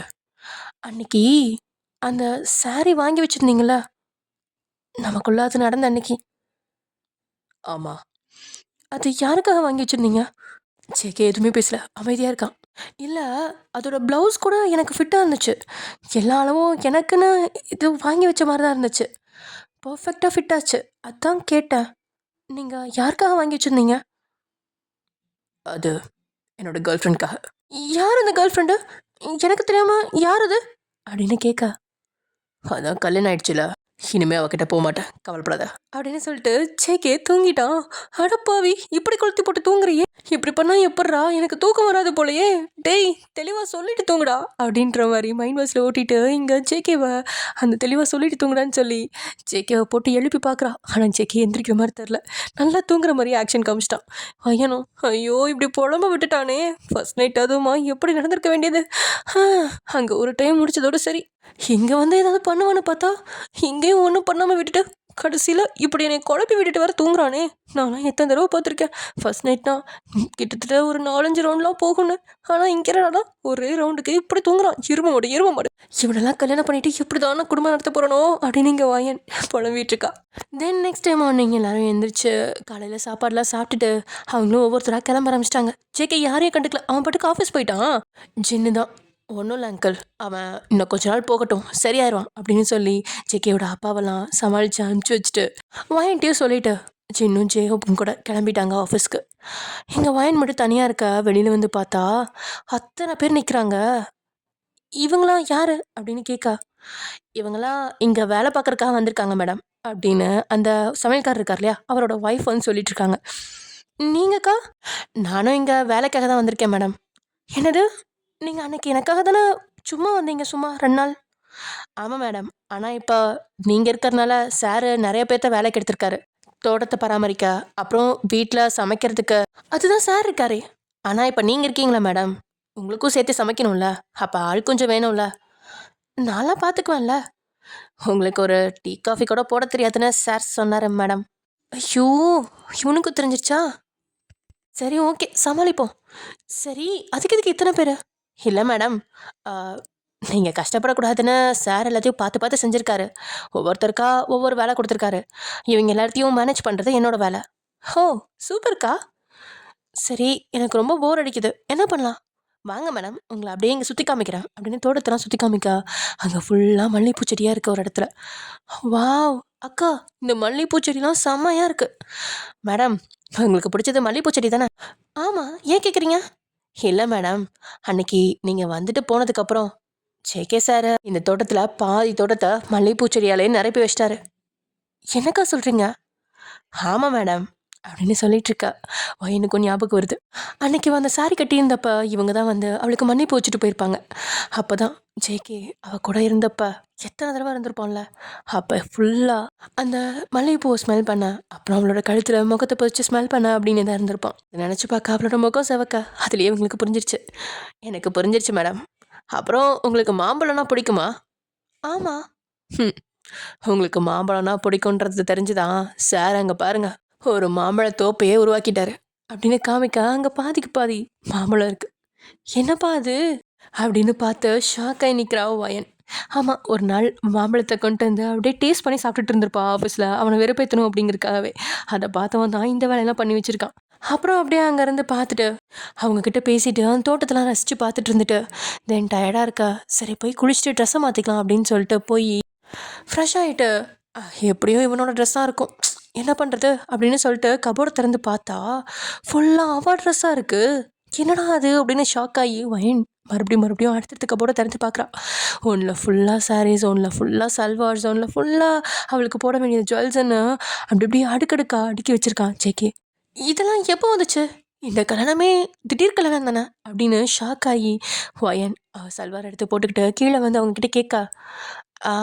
இதெல்லாம் 2 நாளைக்கு முன்னாடியே வந்துருச்சு மேடம் அப்படின்னு அவங்க சொல்ல வயனுக்கு செம்ம ஷாக்கு. அட்ட பாவி, எல்லாத்தையும் பிளான் பண்ணிட்டு எனக்கு பிடிச்ச மல்லிகைப்பூ செடியிலேருந்து மாம்பழ செடி வரைக்கும் எல்லாத்தையும் வச்சுட்டு போனா போதும் உனக்கு வாழ்க்கை தரேன்னு அன்னைக்கு அப்படி இக்கத்தலமாக பேசியிருக்க.